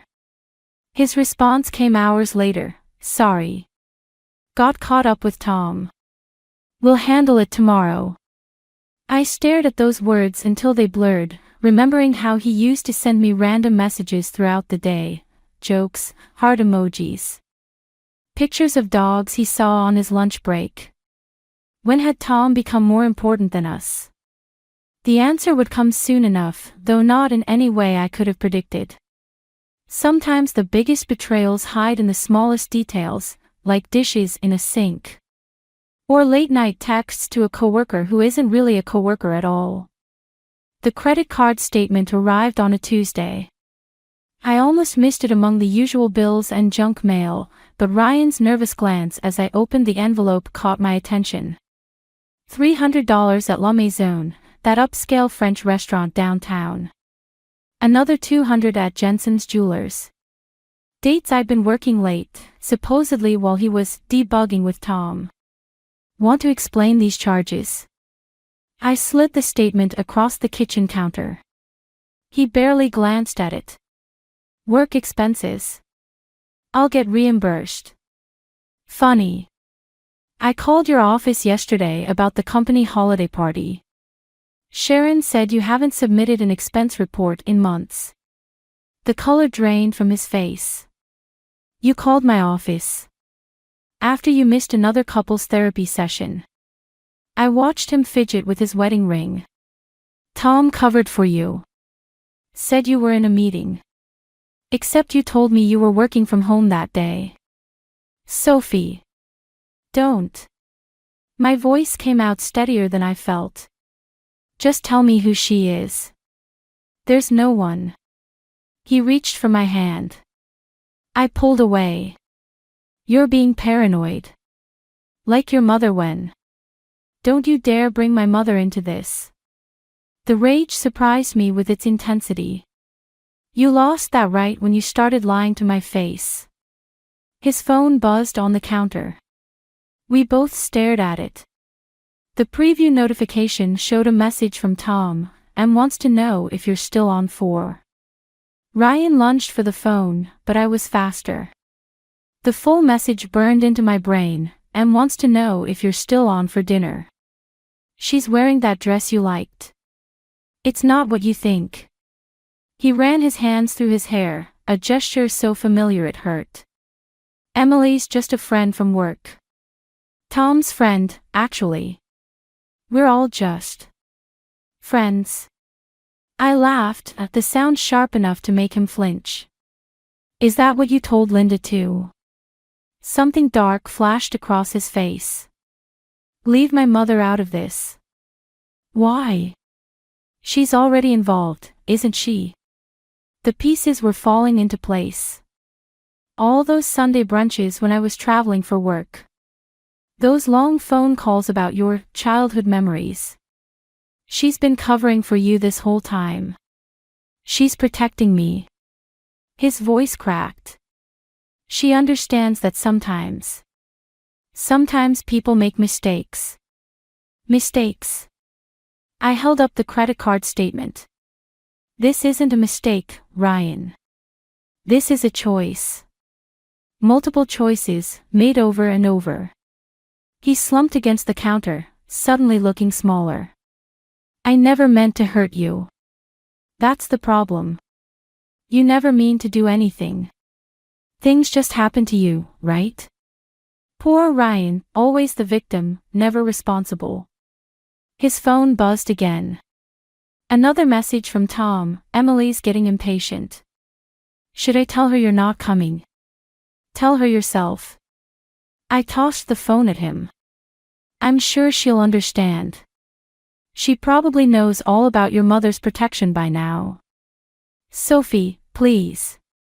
He caught my arm as I turned to leave. We can fix this. I'll go to therapy. I'll. Let go of me. My voice was ice. Or I'll call Linda right now and tell her exactly why her perfect son is about to lose another relationship. He released me like I'd burned him. We stood there, the kitchen counter between us like a battlefield, years of lies and enabling scattered like shrapnel. I'm staying at Megan's tonight. I grabbed my keys. Don't call me. Don't text me. And definitely don't send Tom to make excuses for you. At the door, I paused. You know what's funny? I actually felt guilty for suspecting you. For thinking you might be like Mark. Turns out you're worse. At least he had the decency to admit what he was. I love you, he whispered. No, Ryan. You love the idea of me. The perfect wife who'd never question you, never challenge you. Just like Linda taught you to expect. I left him standing there, surrounded by the evidence of his betrayal. My phone lit up with notifications, Linda's number, then Tom's, then Ryan's. I blocked them all. Later, Megan would ask if I was okay. I'd tell her I was fine, but the truth was more complicated. I wasn't just hurt or angry. I was awakening to a cold, clear rage that demanded more than just walking away. Ryan and Linda had written this story together. Now it was my turn to write the ending. The house was spotless when I returned from my business trip. Not just tidy, sanitized. Every surface gleamed, every pillow sat at a perfect angle, like a showroom waiting for potential buyers. The air smelled of lemon cleaner and lies. My suitcase wheels echoed on the hardwood as I moved through our staged perfection. A woman's scarf lay coiled on the entry table, not mine. Designer label. The kind Ryan always said we couldn't afford. I picked it up, the silk sliding through my fingers like water. Like truth. My phone buzzed. Linda. Sophie, dear. Ryan mentioned you were coming home today. I thought we could have dinner. Whose scarf is this? My voice sounded foreign, distant. A pause. Too long. What scarf? The Hermes scarf on my entry table. The one that costs more than our monthly mortgage. Oh. Another pause. I must have left it when I came to help Ryan straighten up. He mentioned you like things. Particular. The lie hung between us, as delicate as the scarf in my hands. Funny. The receipt still attached. Dated yesterday. Sophie. I ended the call, letting the silence wash over me. In the kitchen, a wine glass sat in the dish rack, lipstick stains in a shade I'd never wear. The garbage was empty, but a crumpled receipt by the can caught my eye. La Maison again. Dinner for two, last night. My phone lit up with Ryan's face. I let it ring. The bedroom door creaked open. Everything was perfect here too, fresh sheets, hospital corners, his dress shirts hanging with military precision. But the air felt wrong. Perfumed. The bathroom counter held the final evidence, a long dark hair caught in my hairbrush. Mine were blonde. Ryan's key turned in the lock downstairs. I heard him calling my name, his footsteps on the stairs. I sat on our perfectly made bed, holding the brush like a weapon. Sophie. You're home early. He appeared in the doorway, tie loosened, smile faltering as he saw my face. I was going to pick you up from the airport. Like you picked up Emily last night. The name hit him like a physical blow. Who? Please. I stood, brush still in hand. Don't insult what's left of us with more lies. It's not. He stopped, seeing the scarf dangling from my other hand. I can explain. Can you explain the wine glass? The receipt. The fucking Hermes scarf that costs more than you said we could afford for my birthday. You don't understand. He stepped forward. I stepped back. Emily's going through a rough time. Her husband. Is she married too? The laugh that escaped me sounded hysterical. Did Linda help you pick her out? Someone suitably broken for you to fix. Leave my mother out of this. Why? She's already in it. Up to her enabling neck. I threw the scarf at him. Did she help you clean up too? Make everything perfect before the wife came home. His face changed, something dark and familiar crossing it. You're being hysterical. Just like when. When what? When I suspected something was wrong. When I asked why you were working late every Thursday. When I wondered why Tom suddenly couldn't look me in the eye. Each question landed like a blow. He retreated, back hitting the doorframe. Sophie, please. We can work through this. I'll go to counseling. I'll. Stop. My voice cracked. Just stop pretending you want to fix this. You had months to fix it. Years. His phone buzzed in his pocket. We both froze. Answer it, I said. It's probably Emily, wondering why you're late for dinner. I love you, he whispered. No. I placed the hairbrush carefully on the dresser, aligning it perfectly with the edge. You love having someone to blame when things go wrong. Someone to clean up after. Someone to lie to. I walked past him, down the stairs, through the pristine rooms that had never really been ours. Behind me, his phone kept buzzing, a persistent reminder of promises about to be broken. Outside, the evening air felt clean. Real. I got in my car, hands steady on the wheel, and called Megan. I need your help, I said when she answered. I need to destroy him. The silence on the other end wasn't judgment. It was understanding. Come over, she said. We'll make a plan. The divorce papers sat between us like a landmine.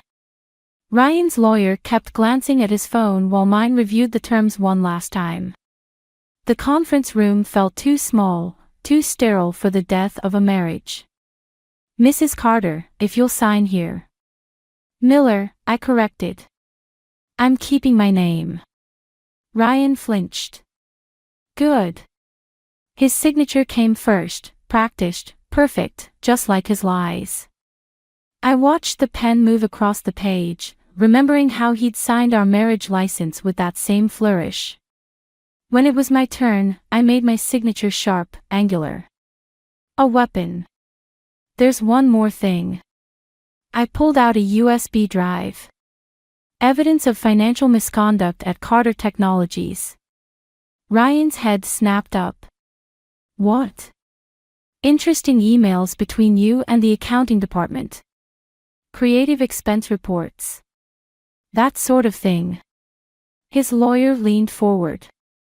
Miss Miller, if you're attempting to blackmail. Not blackmail. Insurance.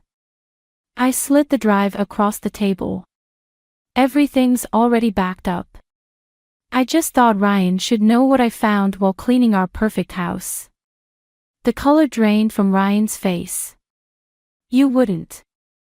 Like you wouldn't sleep with Emily. Like you wouldn't let your mother orchestrate our entire marriage. Sophie, please. His voice cracked. Think about what this would do to the company. To my career. I have.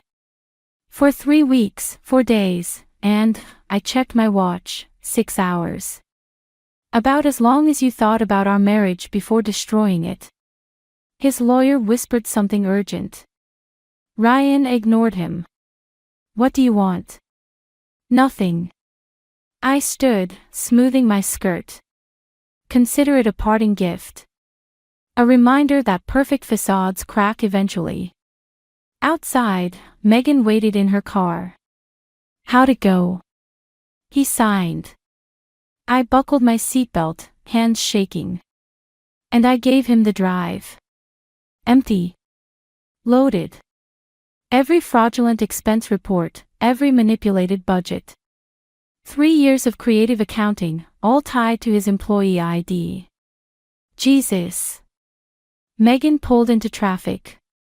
What if he goes to the police? With what evidence? An empty threat from his bitter ex-wife. I laughed, but it sounded hollow. Besides, Linda would never let him risk the family reputation. My phone buzzed. Linda's number. You vindictive little, she started. Careful, Linda. Wouldn't want to say something unladylike. He trusted you. And I trusted him. Funny how that worked out. I'll destroy you. Her voice trembled with rage. I'll make sure you never work in this town again. I cut her off. Check your email. I sent you something interesting about Ryan's special project fund. The one that paid for Emily's gifts. The line went dead. Megan glanced over. You okay? No. My voice broke. I thought this would feel better. Like winning. It's not about winning anymore, is it? I don't know what it's about. I stared out the window, watching the city blur past. I keep waiting to feel something besides empty. My phone buzzed again. Unknown number. Sophie. A woman's voice, familiar from voicemails I'd found. It's Emily. We need to talk. The world tilted sideways. About what? About Ryan. About what he did to both of us. She paused. And about what he's planning to do now. What do you mean? He's not who we thought he was. Either of us. Her voice shook. Meet me at La Maison tonight. 7 o'clock. Come alone. The line went dead before I could respond. Megan pulled over. Who was that? Emily. I showed her the call log. She wants to meet. It's a trap. Probably. I closed my eyes, remembering the perfect house, the perfect lies. But what if it's not? Sophie. I need to know. I opened my eyes, decision made. Drop me at my apartment. I'll take my own car. This isn't how revenge is supposed to work, Megan said softly. Maybe it's not about revenge anymore. I touched the divorce papers in my bag. Maybe it's about truth. The truth, I'd learn later, was far worse than any revenge I could have planned. But sitting there, watching the city lights come on, I still believed in answers. In closure. In the possibility that understanding why might hurt less than not knowing it all. I was wrong about that too. Emily wasn't at La Maison. Instead, I found Megan waiting at the bar, her face ashen. Ryan's in the hospital, she said before I could speak. Psychiatric hold. He tried to, she stopped, hands trembling around her wine glass. The world tilted sideways. When? An hour ago. Tom found him in the office. She pulled out her phone, showing me a text. He left notes. For you, Linda. Emily. My revenge fantasy crumbled like ash in my mouth. Is he stable? But Sophie, there's more. She glanced around the restaurant. Emily's there too. She's been admitted for 3 days. The pieces clicked together with nauseating clarity. They're in the same facility. Different wings. Megan hesitated. She tried to leave him last week. He didn't take it well. The drive to Riverside Psychiatric Center felt endless. Security checked my ID twice before letting me through. The hall smelled of industrial cleaner and despair. Emily sat in the common room, wearing hospital scrubs, her designer confidence stripped away. Purple bruises ringed her wrist. He said I was just like you, she said when I sat down. Strong. Independent. In need of fixing. Did he hurt you? Not physically. Not at first. She touched her wrist. He just got in my head. Made me doubt everything. Then when I tried to leave. Emily. Linda's voice cut through the room like a blade. She stood in the doorway, perfectly coiffed even here. What lies are you telling now? The truth, I said, standing. For once, let's all tell the truth. Linda's mask cracked. You did this. Both of you. You pushed him too hard, expected too much. We expected basic human decency, Emily snapped. Not to be manipulated, gaslit, controlled. He loves deeply. Too deeply sometimes. Linda's voice wavered. After his father left. Stop. I stepped closer. Just stop. This isn't about his father. Or us. It's about you. How dare you? You taught him this. The words burned like acid. Taught him to manipulate, to play victim, to blame everyone else. And when that didn't work, you cleaned up his messes. Like the restraining order his college girlfriend filed. The complaints at his last job. Linda went white. How did you? I'm good at research. Better at revenge. I pulled out my phone, showing her the documents. But this isn't revenge anymore. It's intervention. He needs help, Emily added softly. Real help. Not enablers. A nurse appeared in the doorway. Miss Miller. Mr. Carter's asking for you. Linda moved to follow. I blocked her path. No. For once, you're going to let him face consequences. Ryan looked small in the hospital bed, wrists bandaged, eyes hollow. When he saw me, something flickered across his face, shame. Relief. Fear. I'm sorry, he whispered. I know. I didn't mean. You never do. I sat in the visitor's chair. That's the problem, Ryan. You never mean to hurt anyone. You just do. Help me. His voice cracked. Please. Like you always do. No. The word felt like freedom. I'm not here to help you. Or hurt you. I'm here to say goodbye. Sophie. Emily's down the hall. I watched him flinch. She's not helping you either. Neither is Linda. Tears slid down his face. Then why are you here? Because someone needs to tell you the truth. You're not the victim here. You're not the hero. You're just a man who never learned to take responsibility for his actions. I love you, he tried. No. You love the idea of being loved. There's a difference. I stood. Get help, Ryan. Real help. Not for me, not for Emily, not for Linda. For yourself. At the door, I paused. I'm sending copies of everything, the financial records, the restraining orders, everything, to the hospital staff. They need to know what they're dealing with. That's your revenge. His laugh sounded broken. More exposure. No. My revenge was letting you face yourself. I met his eyes one last time. Goodbye, Ryan.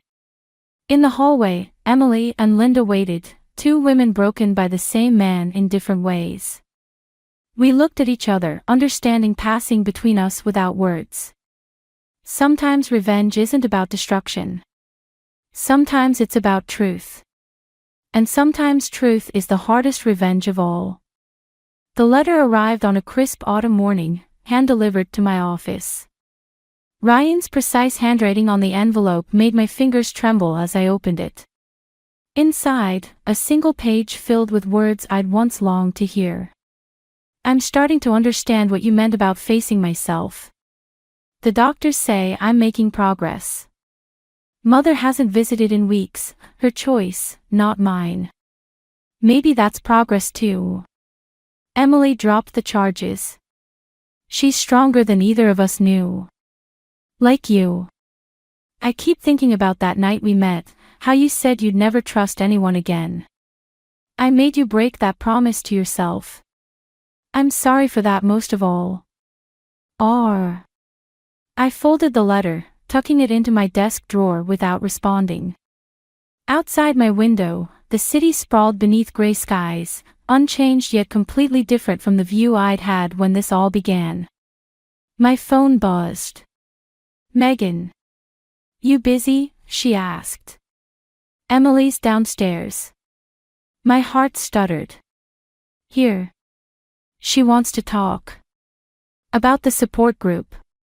The elevator ride felt endless. Emily waited in the lobby, looking both familiar and strange, stronger, somehow. Scarred but standing. I'm starting one, she said without preamble. A support group. For women like us. Like us. The ones who survived men like Ryan. And women like Linda. She pulled out a business card. We meet Thursdays. If you're interested. I studied the card. Why me? Because you did what I couldn't. You saw through him without losing yourself. She touched her wrist, where the bruises had faded but the memory hadn't. And because sometimes revenge isn't enough. Sometimes we need to turn it into something else. My phone buzzed again. Linda's number. Take it, Emily said. I'll wait. Linda's voice sounded older, tired. Ryan's being released next week. I know. The letter's weight pressed against my desk upstairs.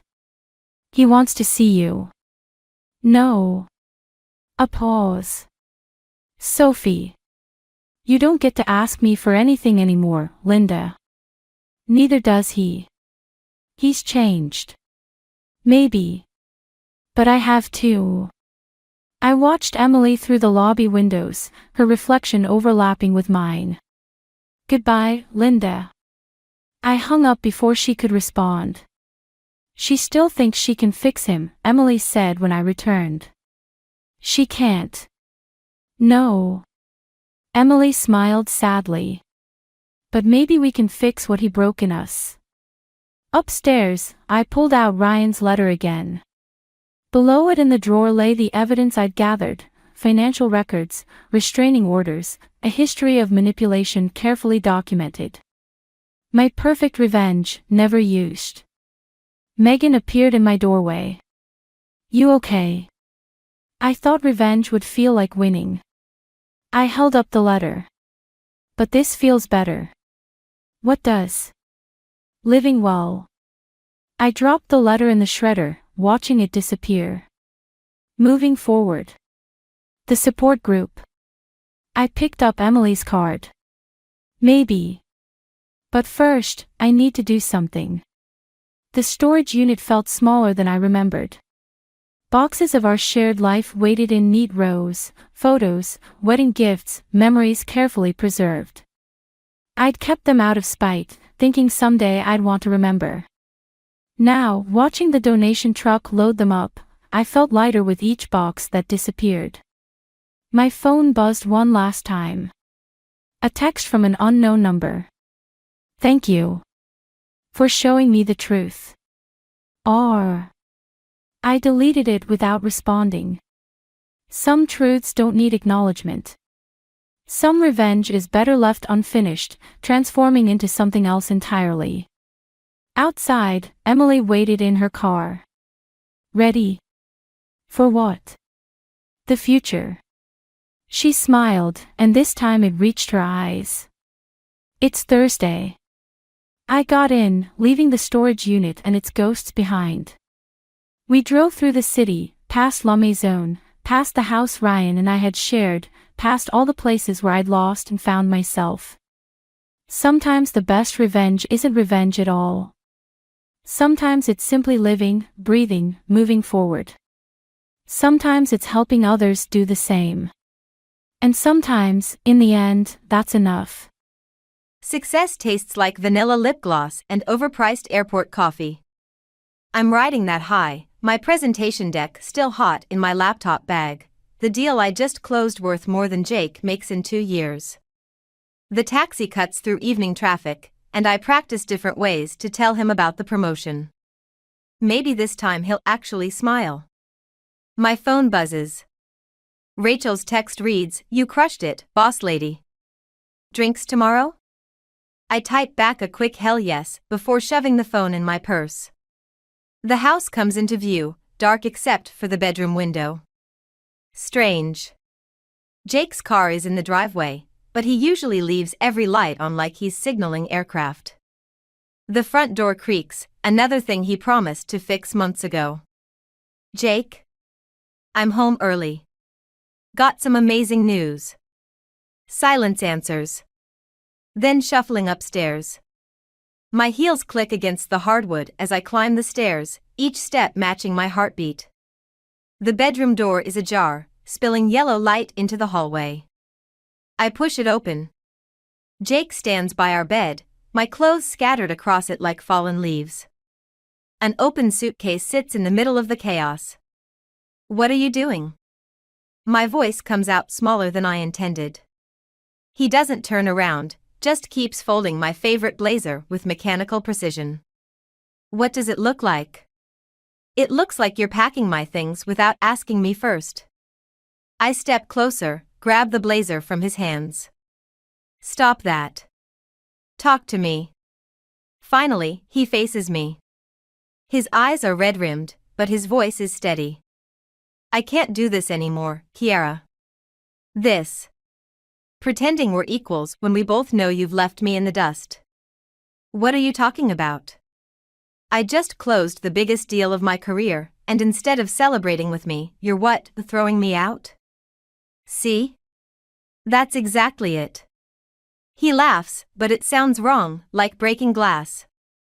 Every conversation circles back to your career, your success, your fucking achievements. When's the last time you asked about my day? My promotion that I didn't get? Again? I reach for his arm. He steps back. Jake, I don't. He holds up a hand. Just don't. You know what Derek said to me yesterday? He said, "Man, your wife's killing it. Not us. Not you and me. Just you." Do you have any idea how that feels? The room spins slightly. I grab the bedpost to steady myself, my knuckles white against the dark wood. So this is about your ego? Because I'm successful? This is about respect. He slams the suitcase shut, making me jump. About being able to look my friends in the eye without wondering if they're pitying me. About not feeling like a fucking failure in my own home. I never made you feel that way. You didn't have to. His voice drops to a whisper.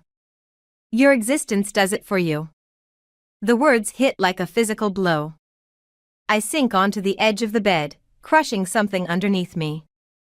Pulling it out, I recognize the pregnancy test I took this morning. Positive. The one I was going to surprise him with after sharing my promotion news. Jake follows my gaze, sees what I'm holding. For a moment, his face crumples. Then it hardens again, like cement setting. Perfect timing, he says, each word dripping with venom. Now you can be the breadwinner and the mother. The complete package. Who needs me at all? I stand up, my legs shaking but my voice steady. You're right. Who needs you? The test falls from my hand, clattering on the floor between us like a gauntlet thrown. Neither of us moves to pick it up. I'll be at my mother's, I say, grabbing my purse. Send my things there. And Jake? Congratulations. You just made the biggest mistake of your life. I walk out, leaving him standing in a graveyard of designer suits and shattered dreams. My hands don't shake until I'm in the taxi, watching our house disappear in the rearview mirror. Only then do I allow myself to smile, thinking about all the ways I'm going to make him regret this moment. 3 months into the pregnancy, and my mother's guest room feels more like home than the house Jake and I built together. The morning sickness has finally eased, leaving room for a different kind of nausea, the kind that comes from watching your husband pretend everything's fine on social media while he's busy erasing you from his life. He posted another photo with Derek at that new steakhouse, Rachel says, scrolling through her phone during our lunch break. Caption reads, "Living my best life." What a piece of work. I stab at my salad, imagining each cherry tomato is Jake's inflated ego.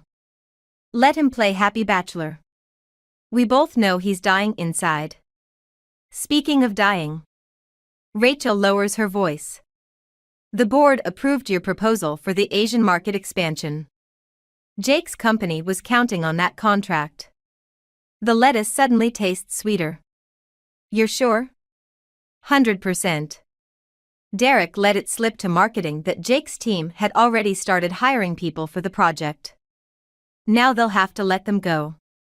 My hand instinctively moves to my growing belly. The baby kicks, as if approving my silent satisfaction. The elevator dings, and I spot Linda from HR heading our way. She's wearing that expression that means trouble, the one that makes her look like she's sucking on a lemon. Kiara, do you have a moment? Her voice carries across the break room. It's about your maternity leave paperwork. In her office, Linda slides a form across her desk. Jake called. He's requesting to be removed as your emergency contact and insurance beneficiary. The paper blurs before my eyes. He what? I know this is delicate. But given your situation, we need to update your file. And she hesitates. He mentioned you might be leaving the company soon? My laugh comes out sharp enough to cut glass. Did he now?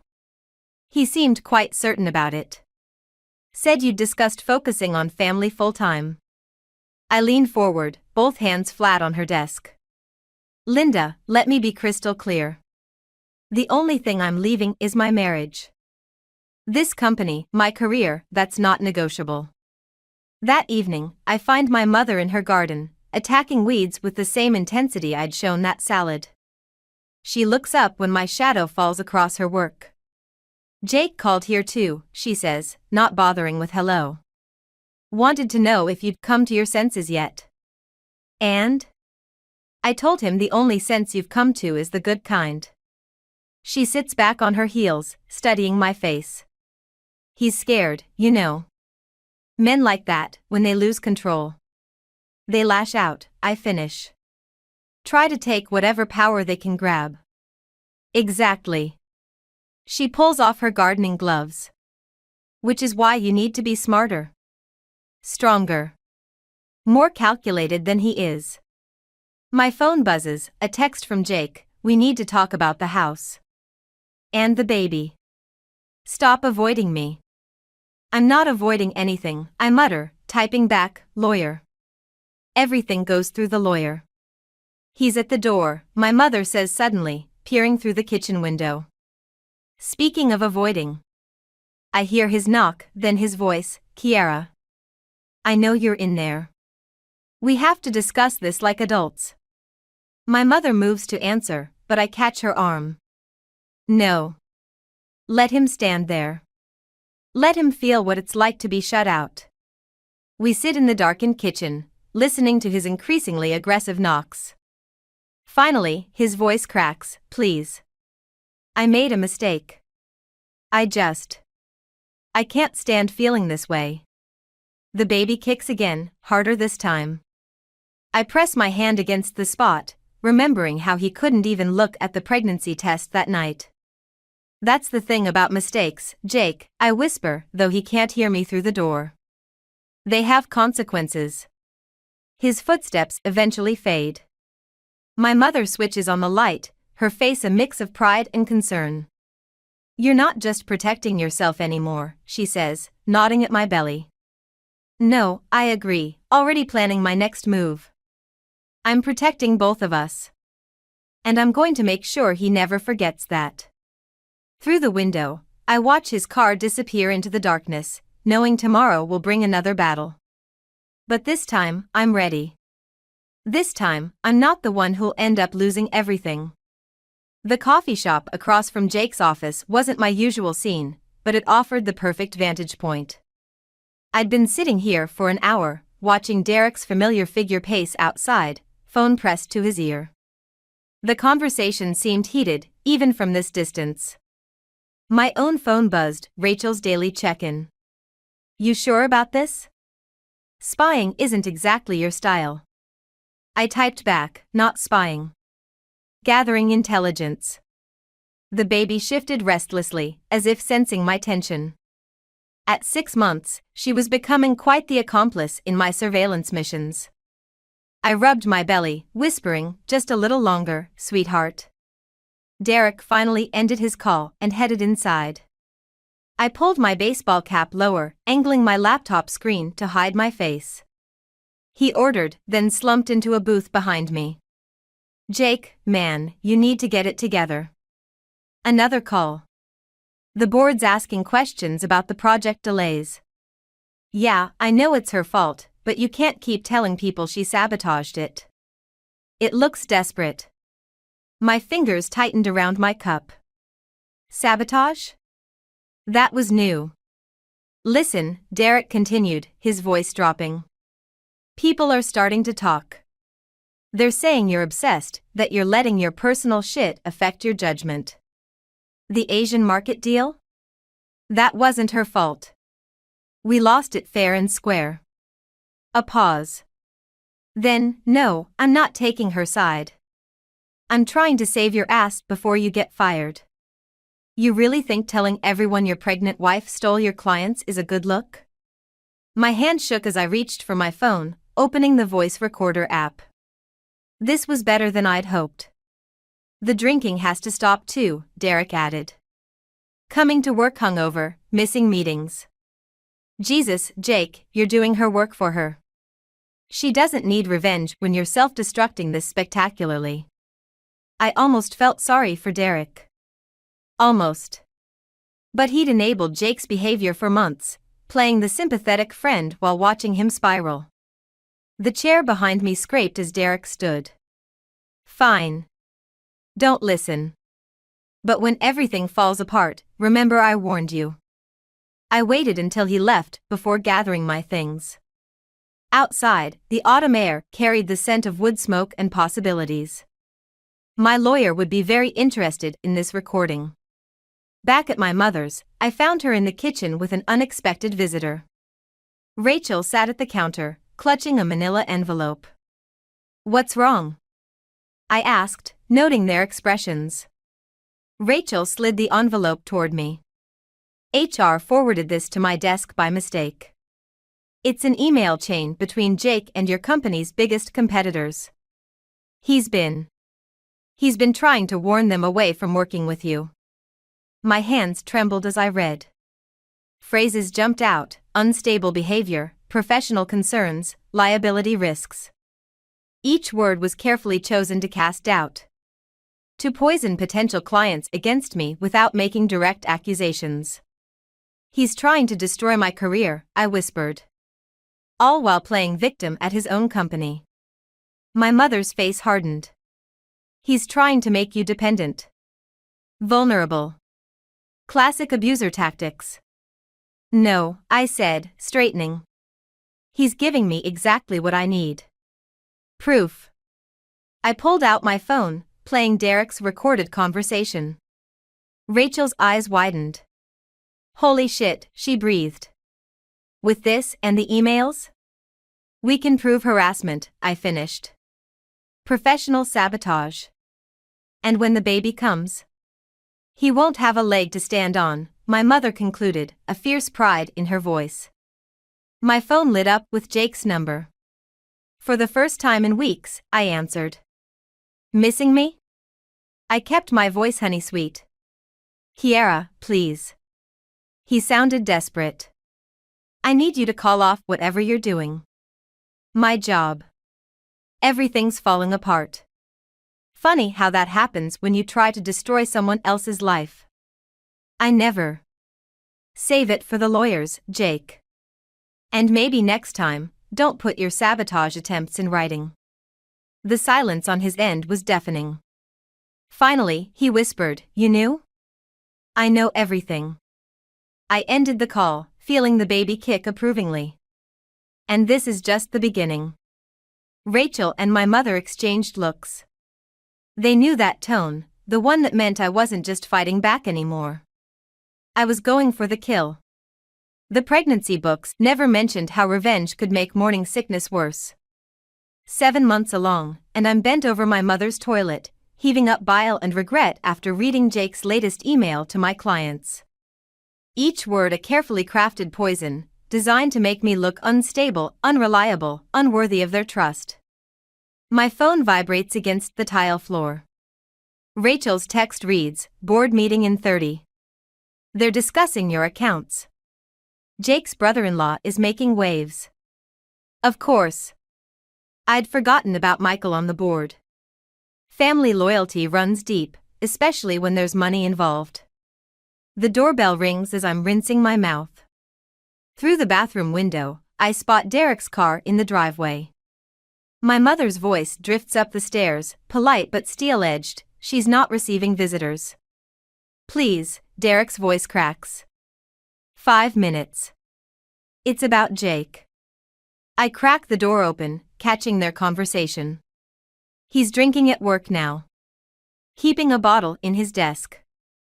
Yesterday he screamed at an intern until she cried, all because she mentioned Kiara's marketing campaign. That sounds like Jake's problem, my mother says. He's going to lose everything.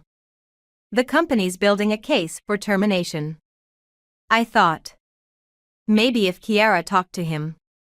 I step into view, one hand cradling my belly. So I can save him? Again? Like I've been doing our entire marriage? Derek startles, taking in my appearance.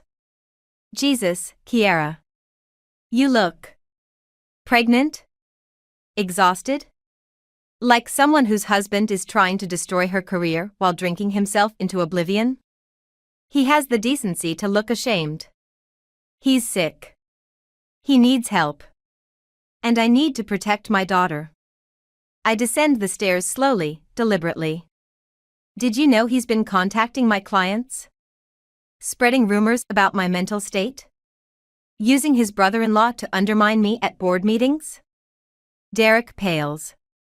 That's not. He wouldn't. I pull out my phone, playing the recording from the coffee shop. His own voice fills the room, confirming Jake's spiral. Then I show him the emails. Still want to defend him? I came here to help, he whispers. No. You came here to ease your guilt. You watched him self-destruct for months. Helped him hide it. Now that there are consequences, you want me to clean up his mess? The baby kicks hard, making me wince. Derek reaches out instinctively, then pulls back when my mother steps between us. I have proof of everything, I continue. The harassment, the sabotage, the drinking. One call to HR and his career is over. Is that what you want? What do you want? He counters. The question hits harder than expected. What do I want? Revenge? Justice? Peace? My phone buzzes again. Rachel, board voted. They're freezing your accounts pending investigation into concerns raised about your stability. The room tilts slightly. My mother grabs my arm, steadying me. I want him to feel what I'm feeling right now, I say finally. The helplessness. The betrayal. The knowledge that someone you trusted is systematically destroying everything you've built. He'll lose everything, Derek pleads. Good. I meet his gaze. Because that's exactly what he deserves. After Derek leaves, my mother helps me to the couch. You're shaking. I'm angry. I press my hands against my belly, feeling my daughter's movements. He's forcing my hand. If I don't act now, I'll lose everything I've worked for. My clients, my reputation. Your revenge is becoming an obsession, she observes quietly. Just like his insecurity did. The words sting because they're true. I'm becoming what I hate, letting Jake's actions control my choices even now.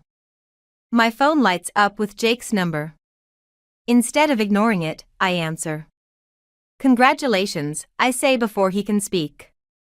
You've finally gotten what you wanted. I'm taking my maternity leave early. Effective immediately. His breath catches. Kiara. But here's what you don't know, Jake.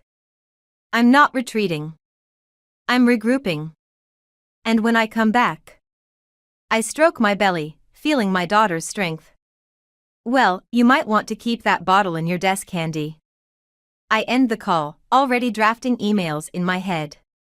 Jake thinks he's won this round, but he's forgotten something crucial. I've always played the long game better than him. And I'm just getting started. Labor pains feel a lot like revenge, sharp, purposeful, and ultimately worth the agony. I grip the hospital bed rails, timing my breaths between contractions, while Rachel reads from her phone. Jake's company announced major layoffs this morning. His department was hit hardest. She pauses. Derek says he cleared out his office yesterday. Another contraction hits. I focus on the pain, letting it fuel me. Good timing. The lawsuit papers will find him at home. Kiara, my mother warns from her chair. Maybe wait until after. No. I force myself to sit up straighter. The papers go out today. I want him served while I'm bringing his daughter into the world, the daughter he pretended didn't exist when he tried to destroy me. The nurse enters, checking monitors. Blood pressure's elevated. Try to stay calm. Calm? I want to laugh. I've spent months gathering evidence, building my case, watching Jake self-destruct while he thought I was hiding. Now, as my body prepares to deliver new life, my lawyers are delivering the final blow to his career. Rachel's phone buzzes. Derek again. Says Jake's not handling the layoff well. He's threatening to come here. He can try. My mother moves to the door, as if preparing to guard it personally. Security has his photo. Another contraction rips through me, stronger this time. The nurse frowns at the monitor. Baby's showing signs of distress. We need to get your pressure down. My phone lights up, Jake's number. Before anyone can stop me, I answer. Enjoying unemployment? My voice sounds strangled, even to me. You did this. His words slur slightly. Somehow, you orchestrated all of it. The client losses, the internal investigation, everything. You did it to yourself. I grip the rail harder as pain builds again. I just made sure everyone saw who you really are. I'm coming to the hospital. You can't keep my daughter from me. Watch me. The contraction peaks, and I can't hide my gasp. Are you in labor? His voice shifts, showing the first real emotion I've heard in months. Kiara, please. Let me be there. The monitor's beeping increases. The nurse moves quickly, adjusting equipment. Baby's heart rate is dropping. We need to prep for emergency C-section. My mother takes the phone. Jake, listen carefully. If you come here, I'll have you arrested. This is what you chose when you tried to destroy my daughter's life. Live with it. She ends the call as medical staff swarm the room. Through the chaos, I hear Rachel reading a text. Jake's brother-in-law just resigned from the board. Says he can't defend his actions anymore. I smile through the pain. Perfect timing. BP still rising, someone says. We need to move now.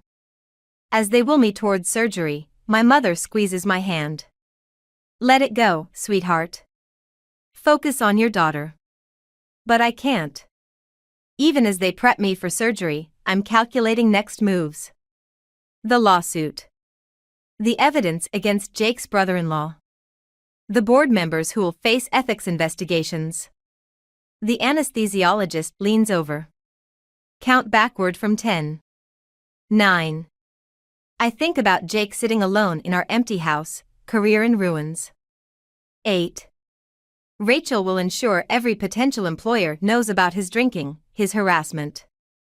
7. My daughter will never know the man who chose pride over family. 6. The monitor's frantic beeping matches my racing thoughts. 5. My mother's worried face appears above me. 4. Your revenge won't keep her safe, she whispers. 3. But it will make sure Jake can never hurt us again. 2. The ceiling blurs. 1. As consciousness fades, I realize I'm crying. Not from pain or fear, but because part of me knows my mother's right. I'm giving birth to my daughter with hatred in my heart instead of joy. The last thing I hear is the doctor's voice, pressure's still climbing. We need to. Then darkness, and a final thought, what if winning this war costs me more than I'm willing to pay? 3 weeks after Emma's birth, I stand in our old driveway, my daughter sleeping against my chest in her carrier. The house looks smaller somehow, diminished like Jake's latest settlement offer sitting unopened in my purse. The key still works. Inside, everything's exactly as I left it, except for the empty bottles littering the coffee table. Jake's car isn't here, but Derek warned me he rarely leaves now except for job interviews he's too drunk to handle. Let's see what Daddy's been up to, I whisper to Emma, moving through rooms that feel like museum exhibits of my former life. In his home office, papers cover every surface, printouts of my emails, social media posts, news articles about the company's losses. Red marker circles names, draws connections, like a conspiracy theorist's fever dream. My phone buzzes. Rachel, board meeting ended. They're reinstating your accounts. Jake's brother-in-law confessed to everything. Victory should taste sweeter than this. Emma stirs, whimpering.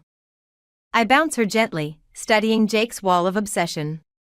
That's when I spot it, a familiar manila envelope tucked under some papers. My hands shake as I pull out photographs, me at doctor's appointments. Shopping for baby clothes. Having lunch with Rachel. All dated, annotated with times and locations. He's been stalking me. Beautiful girl, isn't she? I spin around.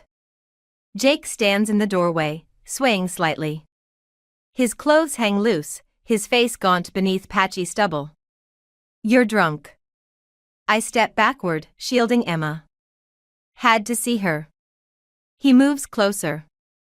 My daughter. The one you used to destroy me. You destroyed yourself. Did I? He gestures at his wall. Or did you orchestrate everything? The client losses, the complaints, the investigation. You turned everyone against me. You did that when you chose your pride over your family. Emma starts crying. Jake flinches at the sound. Family? He laughs bitterly. You took that too. But I've been watching, Kiara. Learning your routines. Waiting. My back hits the desk. The photos scatter across the floor like fallen leaves. You need help, Jake. I need my life back. His shout makes Emma wail louder. Everything I had, my career, my reputation, my home, gone because you couldn't handle not being in control. Handle not being in control? My voice rises despite myself. You tried to sabotage my career. You spread lies about my mental health. I loved you.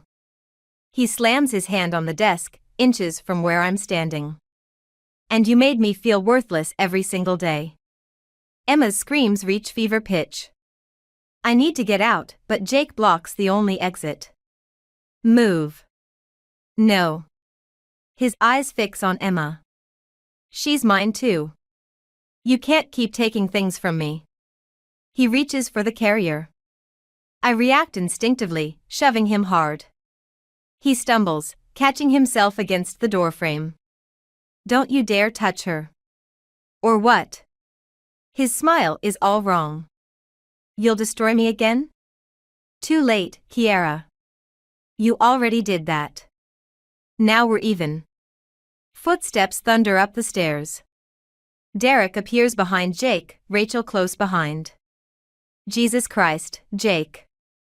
Derek grabs his arm. What are you doing? Following my wife. Like she followed me. Watched me. Ruined me. Rachel edges past them, reaching for me. Come on. We're leaving. No one's leaving. Jake tries to shake off Derek's grip. Not until. Until what? My voice sounds strange, distant. Until you scare me enough? Hurt me enough? Make me feel as pathetic as you do? Emma's cries have subsided to hiccuping sobs. I touch her head, feeling her soft hair against my fingers.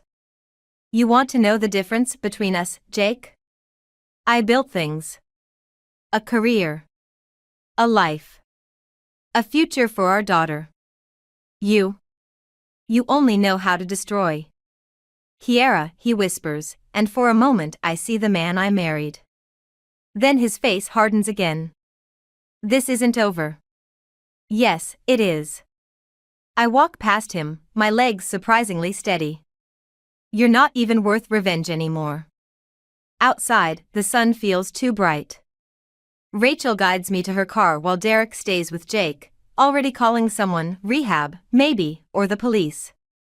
In the back seat, I finally let myself shake, holding Emma close as she drifts back to sleep. My perfect revenge lies in ashes, leaving only the bitter taste of Pyrrhic victory and the weight of my daughter against my heart. The restraining order sits on my desk like a loaded gun. One signature, and Jake legally becomes a stranger. My lawyer says it's necessary after the stalking incident, but my pen hovers, uncertain. Emma sleeps in her carrier beside me while I review quarterly reports. Back at work for 2 weeks, and already the rhythm feels natural. Then my office door swings open. Jake stands there, sober and sharp in a new suit. Behind him, security guards rush forward, but he's already inside. Don't call them, he says quietly. Please. 5 minutes. I should press the panic button. Instead, I wave the guards back. 5 minutes. Then I'm signing these papers. He spots the restraining order, nods like he expected it. I'm checking into rehab tomorrow. 30-day program. Good for you. I keep my voice neutral, one hand resting near Emma's carrier. I sold the house. He stays by the door, maintaining distance. Used the money to pay back what I borrowed from the company. And he pulls out an envelope. I wrote letters. To your clients, the board, everyone I contacted during my campaign. Confessing everything. Why? Because you were right. His voice cracks. I only know how to destroy things. But I want to learn how to build instead. For her. He glances at Emma. Even if I never get to be her father. You'll always be her father, Jake. That's not something I can erase. No, but you can protect her from becoming collateral damage in my self-destruction. He sets the envelope on a chair. I'm not asking for forgiveness. Or another chance. I just wanted you to know I finally understand what I did. To you. To us. Emma stirs, making tiny sleep noises. Jake's face crumples for a moment before he rebuilds his composure. Derek showed me the photos, I say. The ones you took while stalking me. I know. That's why I'm here. He pulls something else from his pocket, a memory card. Every photo, every note, everything I collected during that time. Destroy it. I don't want to be that person anymore. My phone buzzes, Rachel texting that security is ready to intervene. I ignore it. You know what the worst part was? I stand, needing to move. Not the sabotage or the lies. It was watching you choose your pride over our daughter. Over and over. I chose fear, he corrects. Fear of being overshadowed. Of being irrelevant. Of not being enough. He laughs softly. Turns out, those fears were self-fulfilling prophecies. And now? Now I'm afraid of something worse, that Emma will grow up knowing her father was a coward who tried to destroy her mother rather than face his own inadequacies. I look at the restraining order, then at Emma, then at Jake, this stranger wearing my husband's face, speaking truths instead of accusations. Your 5 minutes are up. He nods, turning to leave. Then stops. The company offered me my job back. After rehab. I turned it down. Why? Because sometimes. He meets my eyes for the first time. Sometimes you have to lose everything to understand what you should have valued in the first place. The memory card sits on my desk where he left it. Next to it, the restraining order waits for my signature. Tools of destruction and protection, revenge and redemption. Jake. He pauses at the door. When you finish rehab. If you're serious about building things. I touch Emma's cheek. She'll need a father who knows how to do that. I don't deserve. This isn't about what you deserve. It's about what she deserves. I pick up the restraining order. I'll hold on to this. As insurance. But I won't file it. Yet. He nods, understanding the weight of this small mercy. Thank you. After he leaves, I open my desk drawer, dropping the memory card inside. Evidence of who we were, preserved but not defining who we might become. Emma wakes, demanding attention. As I lift her, my revenge fantasy finally crumbles completely, replaced by something harder but more necessary, the slow, careful work of building a future from the ashes of our past. The unsigned restraining order sits in my bottom drawer like a loaded gun I never fired. Emma plays on the office floor, stacking wooden blocks while I review quarterly projections. Her dark hair falls in her eyes, Jake's eyes, as she concentrates on her tower.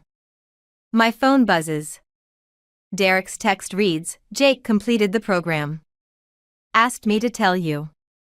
I set the phone down, watching Emma knock over her creation with a delighted squeal.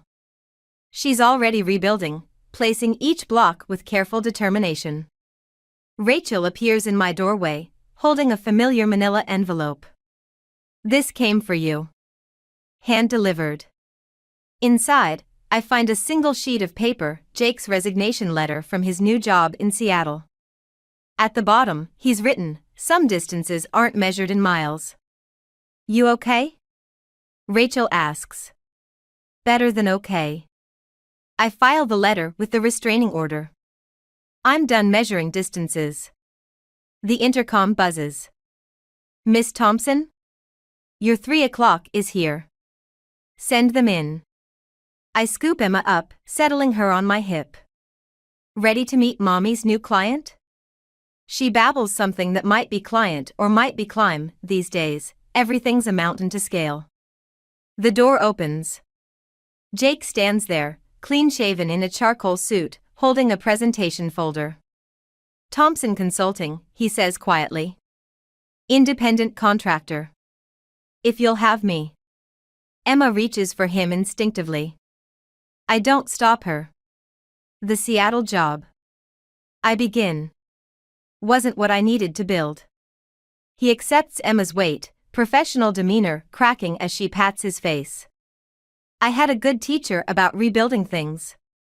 I gesture to the visitor's chair, noting how he arranges Emma on his lap, protecting her from the edge of my desk. Some instincts run deeper than our mistakes. Why consulting? Because I finally learned what you knew all along: success isn't about power. It's about creating something sustainable. He opens his folder. I've got references. A business plan. Even some potential clients who need help restructuring there? Stop. I hold up a hand. This isn't a job interview. His face falls, but he nods. I understand. I just thought. It's a partnership negotiation. I pull out a contract draft I'd prepared weeks ago, watching his expression shift. 60-40 split. Separate accounts. Clear boundaries. You knew I'd come back. I knew you'd either rebuild or self-destruct. The choice was always yours. Emma squirms off his lap, returning to her blocks. We both watch as she starts a new tower, this one more ambitious than the last. I can't undo what I did, Jake says. No. But you can build something new. If you're ready to do the work. He studies the contract, then looks at our daughter. Some things are worth building slowly. I think about revenge, about justice, about the fine line between protecting what matters and destroying what threatens us. The unsigned restraining order whispers from its drawer, but its voice grows fainter each day. Sign it, I say, pushing the contract forward. Not because you deserve it. But because Emma deserves to see that broken things can be rebuilt. Better. Stronger. Different. As Jake reaches for the pen, Emma's tower collapses again. Instead of crying, she laughs, already gathering blocks for another attempt. Like mother, like daughter, Jake murmurs. No, I correct him, watching Emma work. Like herself. That's all she needs to be. He signs the contract, his hand steady. Outside my office, Rachel gives me a questioning look through the glass. I nod, just once. She smiles and turns away, carrying my unspoken message: sometimes revenge isn't about destroying your enemies. Sometimes it's about building something they can't tear down. Emma holds up a block, offering it to both of us. In her small hands, it looks less like a weapon and more like a foundation stone. Jake and I reach for it together, our fingers brushing briefly as we help our daughter start again. Not with forgiveness, that's still a distant shore. But with something more essential, the understanding that some things are worth building, even from the ashes of what we burned. Money changes everything. That's what people say, but I never believed it until the day a lawyer's call shattered my carefully arranged life into 1,000 jagged pieces. I was reshelving books in the library's fiction section when my phone buzzed. Usually I let calls go to voicemail during work hours, but something made me answer. Maybe it was the unfamiliar number, or maybe fate has a way of forcing your hand when it's ready to deal you a new card. Miss Johnson, this is Robert Walsh from Walsh & Associates. I'm calling regarding your cousin, David Turner. David, a name I hadn't heard in years. Last I knew, he was somewhere in Silicon Valley, making millions or losing everything. The family wasn't quite sure which. There's been an incident, Walsh continued. Mr. Turner has passed away, and you're named in his will. The book in my hand, some romance novel about star-crossed lovers, slipped and hit the floor with a dull thud. A few patrons looked up, but I barely noticed them. That's impossible, I said. I haven't spoken to David in 15 years. Nevertheless, Miss Johnson, you've inherited his controlling stake in Tech Fusion Dynamics. The current market value is approximately $48 million. I grabbed the shelf to steady myself. 48 million. The number bounced around my head like a pinball, setting off bells and whistles with each collision. There must be some mistake, I whispered. No mistake. We'll need you to come to our offices to discuss the details. And Miss Johnson, I'd advise discretion until everything is finalized. After hanging up, I stood there, frozen between the shelves that had been my sanctuary for the past 8 years. My phone buzzed again. Lucas, probably wondering about our dinner plans. I let it go to voicemail. Lucas, my boyfriend of 2 years, the man who'd been hinting at marriage, who'd been so patient with my hesitation, my need for independence. What would he say about this? Maeve. Nina's voice startled me. My best friend and fellow librarian appeared at the end of the aisle, her bright purple hair a stark contrast to the muted library surroundings. You okay? You look like you've seen a ghost. Something like that, I managed. Can you cover for me? I need some air. Outside, the city rushed by in its usual frenzy, but everything felt different, like I was watching it all through a warped lens. My cousin was dead. I was rich. The two facts refused to align in my mind. My phone buzzed again. Lucas. Hey, beautiful. His voice warm and familiar. Still on for dinner at my parents' place tonight? Carol and Henry Bennett.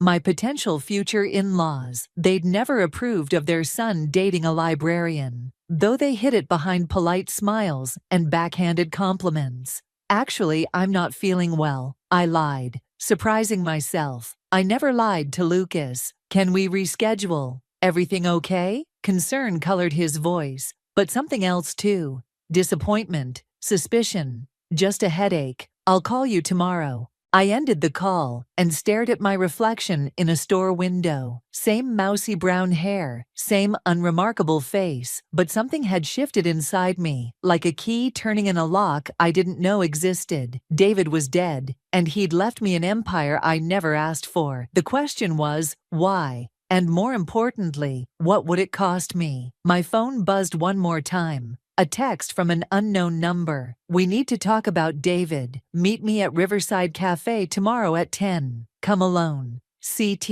The carefully constructed simplicity of my life was unraveling. And I had a feeling this was just the beginning.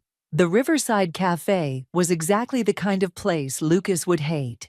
Mismatched furniture, local art on exposed brick walls, and not a designer label in sight. I arrived 15 minutes early, ordered a chai latte, and watched the door like a hawk. At precisely 10, a woman in her 50s walked in. She had David's eyes, that same intense green that seemed to look right through you. She spotted me immediately and made her way over. Catherine Turner, she said, extending her hand. David's wife, though I suppose ex-wife would be more accurate now. My throat went dry. I didn't know David was married.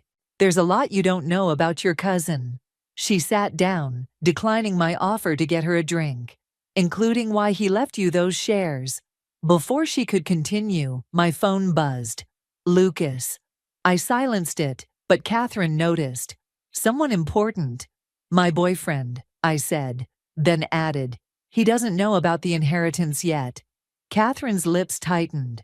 Smart girl, keep it that way. Especially if his last name is Bennett. The chai latte nearly spilled as my hand jerked. How did you? Because Carol Bennett has been trying to get her hands on Tech Fusion for years. David blocked her every attempt. She leaned forward. Your boyfriend's mother is a piranha in Chanel, Maeve, and you just became her favorite prey. My phone buzzed again. This time, a text. Where are you? Mom and Dad insist on dinner tonight. No excuses. Catherine watched me read it. Let me guess, sudden interest in family dinner. I should tell Lucas the truth, I said, more to convince myself than her. He's different from his parents. Really? Catherine pulled out her phone, showed me a photo. It was Lucas, leaving what looked like an investment firm. This was taken yesterday. He's already meeting with merger specialists. The cafe suddenly felt too warm, too crowded. That doesn't mean... It means exactly what you think it means. Catherine's voice softened. David knew this would happen. That's why he left you specific instructions. She slid an envelope across the table. Inside was a letter in David's familiar scrawl.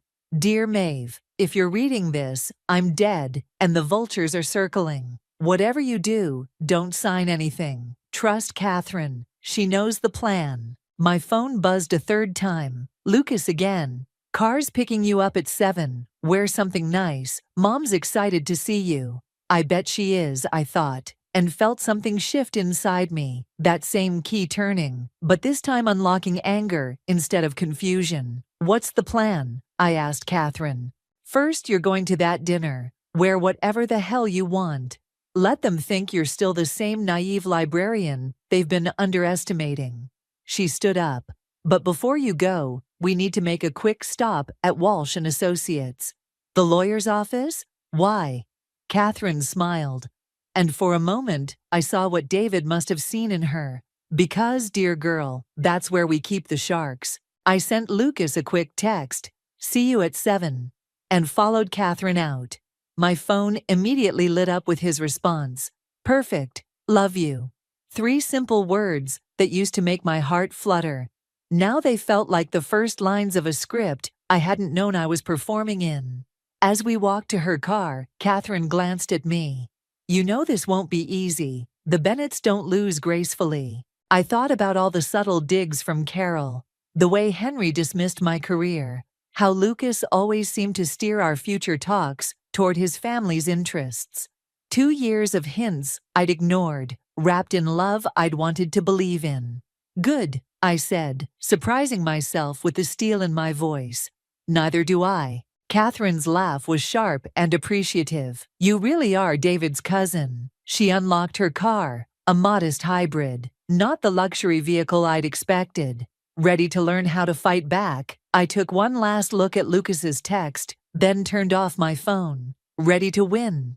The Bennett mansion loomed before me like a challenge. I smoothed down my simple black dress, definitely not the something nice Lucas had in mind, and pressed the doorbell. Lucas opened the door, his smile faltering slightly at my outfit. You look comfortable. That's the idea. I stepped past him into the marble foyer, where Carol Bennett stood waiting in what probably cost more than my annual salary. Maeve, darling. Her air kiss missed my cheek by inches. We have so much to celebrate. I caught Lucas shifting uncomfortably. Celebrate? Lucas told us everything, Henry called from his study. About your inheritance. Quite the windfall. The betrayal hit like a physical blow. I turned to Lucas, who at least had the decency to look ashamed. Did he now? Come, let's have drinks before dinner. Carol steered me toward the living room. Henry's been dying to discuss some investment opportunities with you. Of course he has. I remembered Catherine's words about sharks and wondered if she could see me now, swimming in deep water. Actually, I said, planting my feet, I'd like to know exactly what Lucas told you. The room went still. Carol's perfectly manicured hand tightened on her martini glass. Just that you've come into some tech shares. Nothing specific, of course. 48 million in Tech Fusion Dynamics, Henry said, emerging from his study. That's quite specific, isn't it? Lucas stepped forward. Maeve, I only mentioned it because... Because what? The words came out sharp enough to make him flinch. Because you couldn't wait to tell them about my private business. Or because you've already planned how to spend it. Carol's smile turned brittle. Now, dear, you're being dramatic. We're practically family. Lucas was going to propose next month, weren't you, darling? My laugh surprised even me. Was he? Before or after the merger specialists? The glass in Carol's hand actually cracked. Lucas went pale. How did you know? I pulled out my phone, showed them Catherine's photo. Funny thing about family secrets, they have a way of coming out. Henry's face darkened. Catherine Turner has no right to warn me, unlike my boyfriend, who apparently reports everything to mommy and daddy. That's not fair, Lucas protested. I love you. This could be good for all of us. All of us. I gestured around the room. Or all of you. Carol set down her broken glass. Perhaps we should discuss this after dinner. The chef prepared your favorite, Lucas mentioned. Stop. My voice cut through her practiced smoothness. Just stop pretending. I've seen the merger proposals. I know about the failed takeover attempts when David was alive. Henry stepped forward, all pretense gone. That company should have been ours years ago. Your cousin was an obstacle. And now I'm the obstacle. The pieces clicked into place. Is that why you pushed Lucas to date me 2 years ago? Were you planning this even then? Lucas reached for my hand. I jerked away. Maeve, please, whatever you're thinking, I'm thinking clearly for the first time in 2 years. I turned to Carol. You must have been thrilled when you found out about my inheritance. Finally, a way in. You ungrateful little... Carol caught herself, forced another smile. Let's all calm down. We can discuss this reasonably. Nothing about this is reasonable. I headed for the door, but Lucas blocked my path. Don't leave like this, he pleaded. We can work it out. I do love you. I looked into his eyes I'd trusted, eyes that had lied. No, you love what I represent. There's a difference. If you walk out that door, Henry called after me, you'll regret it. I paused at the threshold, turned back one last time. No, I'll regret the 2 years I spent thinking I belonged here. But that stops now. The door slammed behind me with satisfying force. In my purse, my phone buzzed with a text from Catherine. How'd it go? I typed back. They showed their teeth. Your turn. Her response came instantly. Perfect. Meet me at Walsh's office tomorrow. Time to show them ours. The night air felt clean after the mansion's suffocating atmosphere. I walked to my car, leaving behind the fantasy of belonging to their world. They wanted a game. Fine. But they'd forgotten something important. I had David's blood in my veins, and now I had nothing left to lose. The library's back office felt like a bunker, with Nina perched on my desk while I paced between filing cabinets. 3 days since the Bennett dinner, and my phone wouldn't stop buzzing with messages from Lucas. So he knew, Nina asked, scrolling through the texts. The whole time. 2 years. My laugh sounded hollow, even to me. 2 years of planning how to get his hands on David's company. Nina set my phone down. You need to read this. She pulled up an article on her tablet. It hit the business blogs this morning. The headline made my stomach drop. Bennett Industries faces SEC investigation. Family empire on shaky ground. Henry Bennett's been cooking the books, Nina said. They're practically bankrupt. A knock at the door made us both jump. Catherine stood there, looking grimmer than usual. You've seen the news? Just now. I gestured at Nina. This is my friend.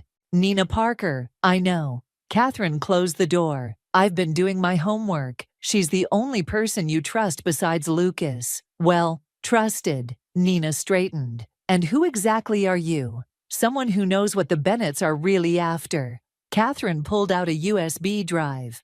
This isn't just about tech fusion anymore. Show them, Nina.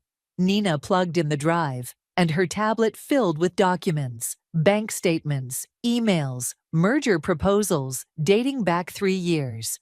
They've been planning this since before you met Lucas, Catherine said. Carol Bennett orchestrated the whole thing. She knew David was sick before anyone else. The room tilted slightly. How? Because she had someone watching him, watching you too. Catherine's voice softened. That's not all. Check the last folder. Nina's sharp intake of breath made me look. There were photos, dozens of them. Me at work, at home, with Lucas, dating back 3 years. They chose you, Catherine said. Found the perfect mark. Someone lonely, someone who'd believe Lucas could fall for a quiet librarian. My legs gave out. I sank into my chair, remembering every chance meeting with Lucas. Every time he seemed to know exactly what I needed to hear. There's more, Nina whispered, still scrolling. Maeve, they were the ones who isolated David, made sure you two lost touch. The pieces clicked together. The mysterious family rifts, the gradual distance, the way David tried to reach out before. When did he die? I asked Catherine. Really? 2 weeks ago, murder staged as suicide. Her words fell like stones. They thought they'd finally broken him. Instead, he changed his will. A sound escaped me, half laugh, half sob. He knew, and he gave me the shares to finish what he started. Catherine nodded. But they're desperate now. The SEC investigation, the failing company. They'll come after you hard. My phone buzzed again. Lucas, please, we need to talk. I can explain everything. Nina touched my arm. What are you going to do? I looked at the photos, at years of manipulation captured in pixels, at the careful construction of a love story that was really a business strategy. First, I said, standing up, I'm going to call that lawyer. Walsh? Catherine asked. No, someone better. I pulled out the card David's lawyer had given me. Someone who specializes in corporate takeovers. Nina's eyes widened. You're going after them? They're already drowning, I said, surprising myself with how calm I felt. I'm just going to help them sink. Catherine's smile was sharp. David would be proud. My phone buzzed one final time. Carol Bennett, dinner tomorrow, just us girls. We should talk about Lucas's future. I showed them the message. Nina swore under her breath, but Catherine just nodded. Perfect, she said. Except, why? Because Carol Bennett thinks she's still playing chess. Catherine gathered her things. Time to show her she's been playing checkers all along. I typed back a response, looking forward to it. The lie felt clean on my fingers, like the first page of a new book. They'd written my story for 3 years. Now it was my turn to write theirs. And this time, I knew exactly how it would end. Carol Bennett chose Le Jardin for our dinner, the kind of restaurant where the menu has no prices, and the waiters judge your wine selection. I arrived early, armed with Catherine's USB drive in my purse, and David's last letter burning a hole in my pocket. Carol was already there, perfectly coiffed in Chanel. Maeve, darling, I took the liberty of ordering champagne. To celebrate what? I settled into my chair, noting the extra place setting. I thought this was just us girls. Oh, did I forget to mention? Her smile didn't reach her eyes. Lucas insisted on joining us. He's parking the car. Of course he was. I touched the USB drive through my purse, remembering Catherine's warning. Don't show your hand too early. Before he arrives, Carol leaned forward. I want to clear the air about that unfortunate dinner. Which part? The ambush or the threats? Don't be dramatic. She sipped her water. Henry can be direct, but we only want what's best for everyone. Everyone meaning the Bennett family, which could include you. She reached across the table, touched my hand. Lucas loves you. The merger would just be formalizing things. The champagne arrived with Lucas, who bent to kiss my cheek. I turned my head slightly, making him catch the corner of my mouth instead. You look beautiful, he said, settling between us. I've missed you. Funny how surveillance photos work that way. His glass froze halfway to his lips. Carol's knuckles whitened around her stem.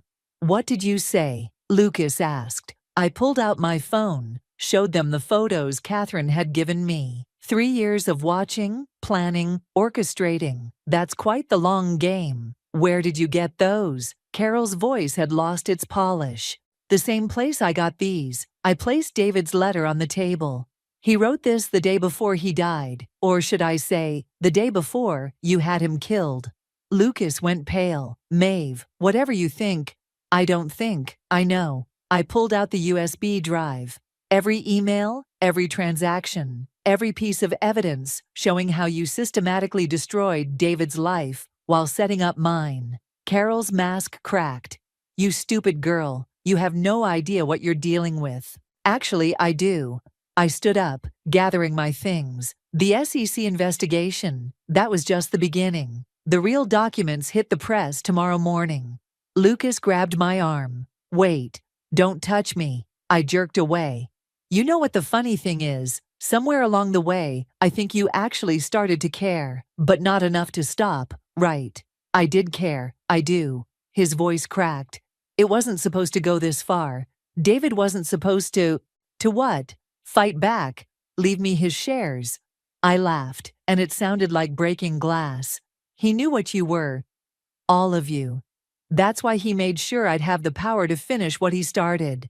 Carol stood, her composure finally shattering. If you think you can threaten us, I'm not threatening anything, I'm promising. I met her gaze steadily. By this time tomorrow, Bennett Industries will be under federal investigation. Your reputation, your social standing, everything you value, gone. You wouldn't dare. Watch me. I turned to leave, then paused.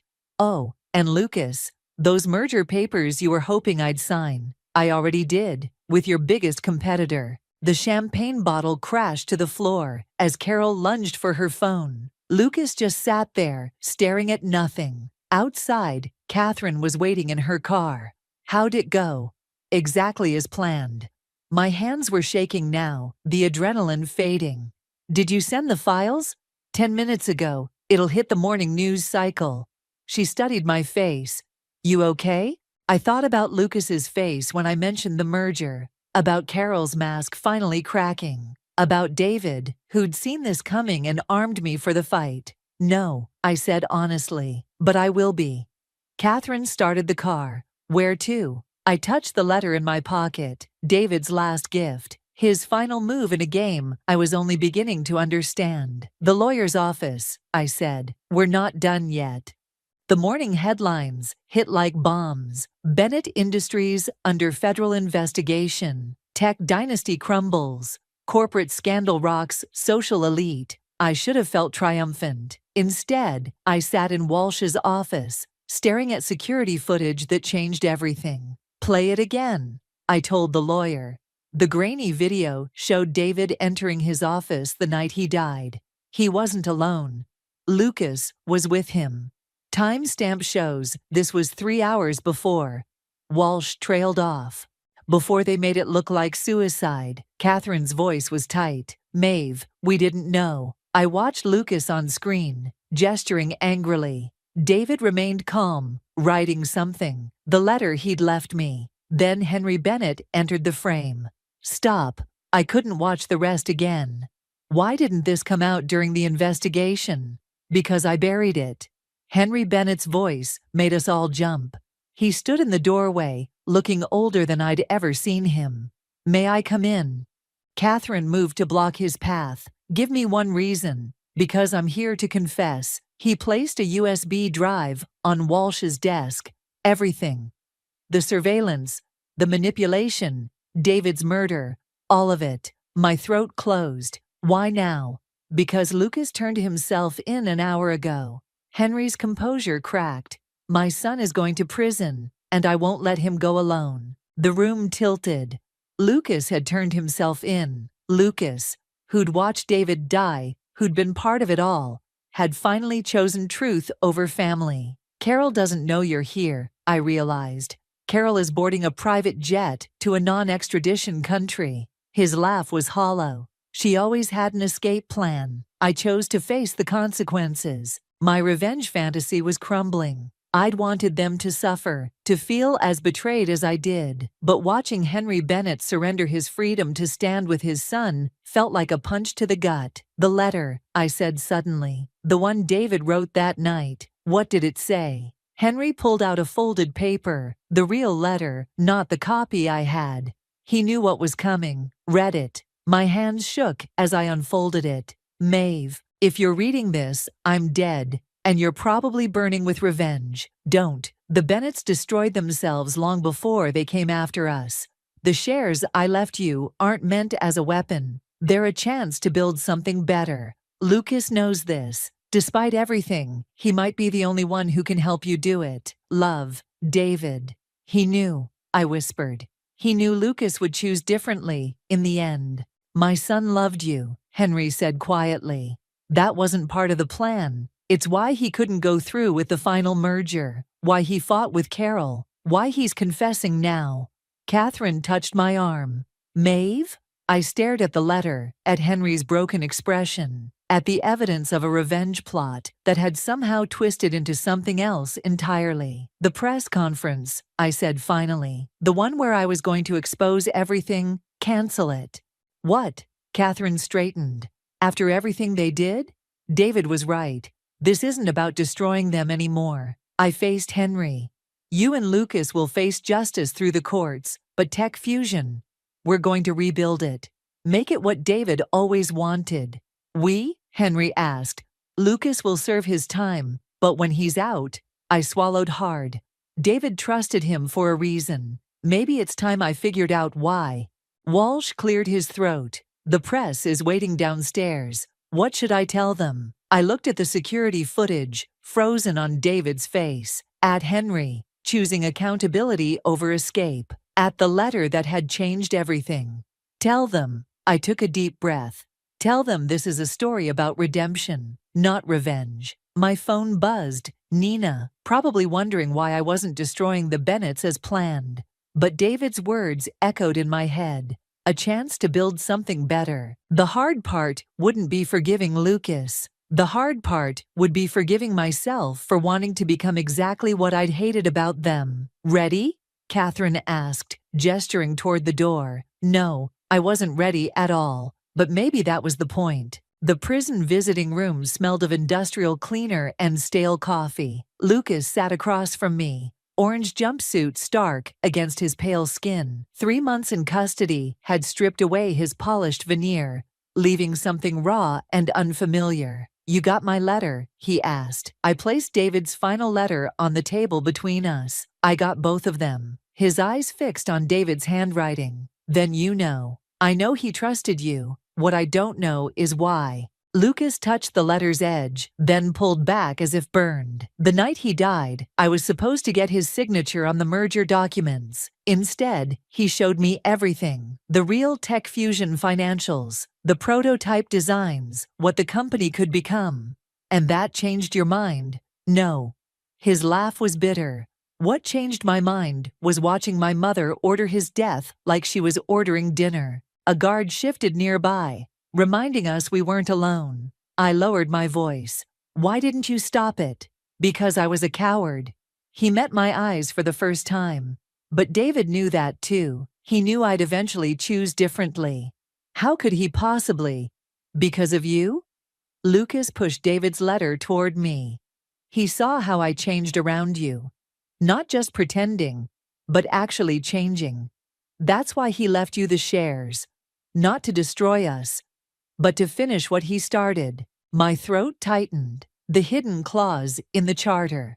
Article 7.3. Lucas nodded.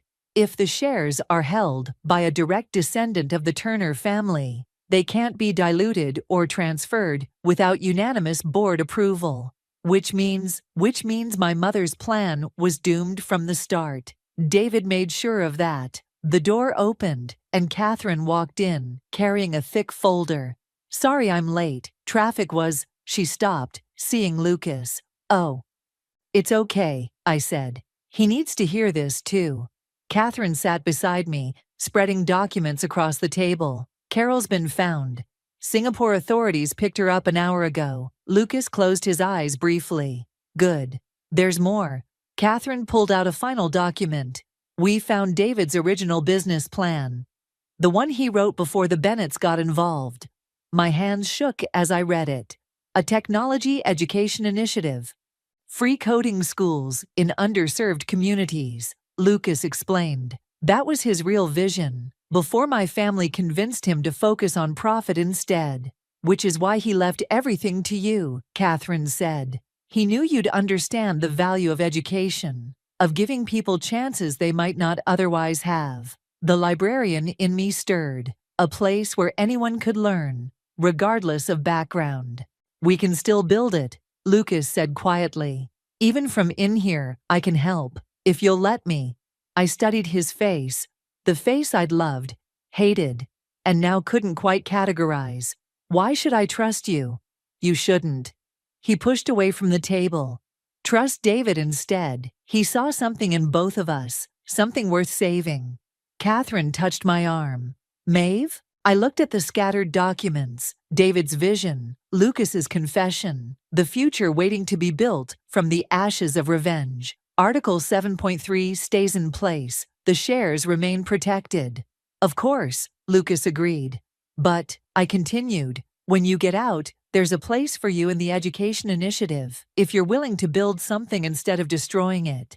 Time's up, the guard called. Lucas stood, hesitated. I loved you, you know. Not at first, but eventually. That part was real. I know. I gathered the documents. That's why David trusted you. And maybe that's why I can too. Eventually. He nodded once, understanding the weight of that maybe, then turned to go. Lucas, I called after him. He looked back. David was right about one more thing. What's that? Redemption is harder than revenge, but it's worth more in the end.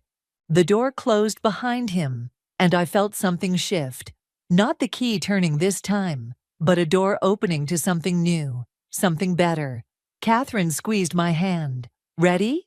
I picked up David's letter, his final gift, now feeling less like a weapon and more like a foundation. Ready to build. The Turner Bennett Technology Center occupied an old warehouse in the city's forgotten industrial district. Exposed brick walls now held rows of computers, and the former loading dock had become a sunny reading room. I stood in the entrance, watching the first group of students file in. Teenagers mostly, carrying worn backpacks and uncertain dreams. Nina appeared beside me, her purple hair now streaked with silver. They look terrified. They look like me, I said. Before all this, the center had taken 18 months to build, each day a step away from revenge and towards something else, something David had seen coming all along.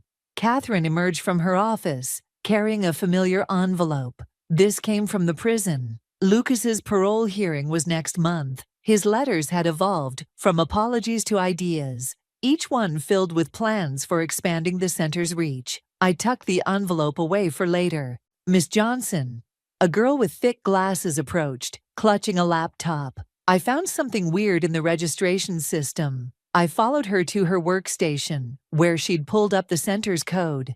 There, buried in the programming, was a message I'd never seen. For Maeve, who learned that the best revenge is proving them wrong.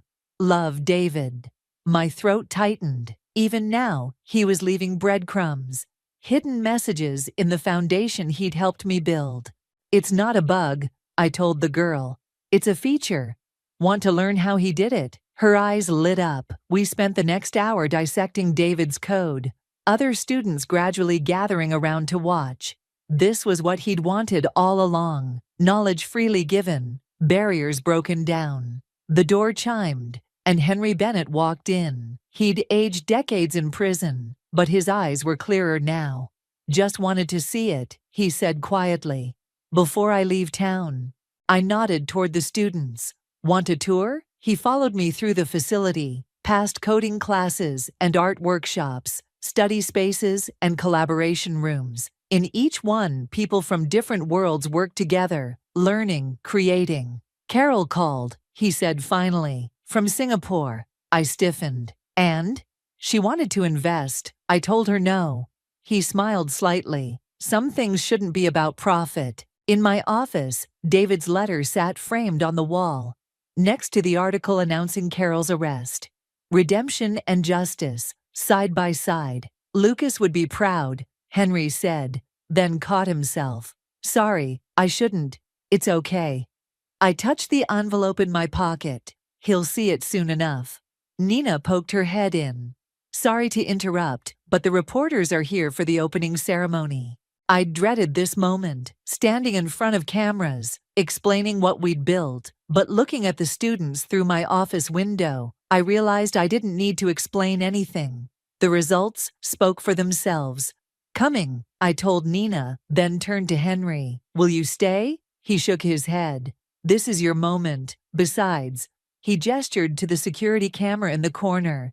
I think I've been on enough surveillance footage for one lifetime. I watched him leave, then joined Nina by the podium. The reporters waited with their cameras, ready to document the rise of the Turner Bennett Technology Center. Though most had missed the real story, this wasn't about revenge or redemption anymore. It was about choice.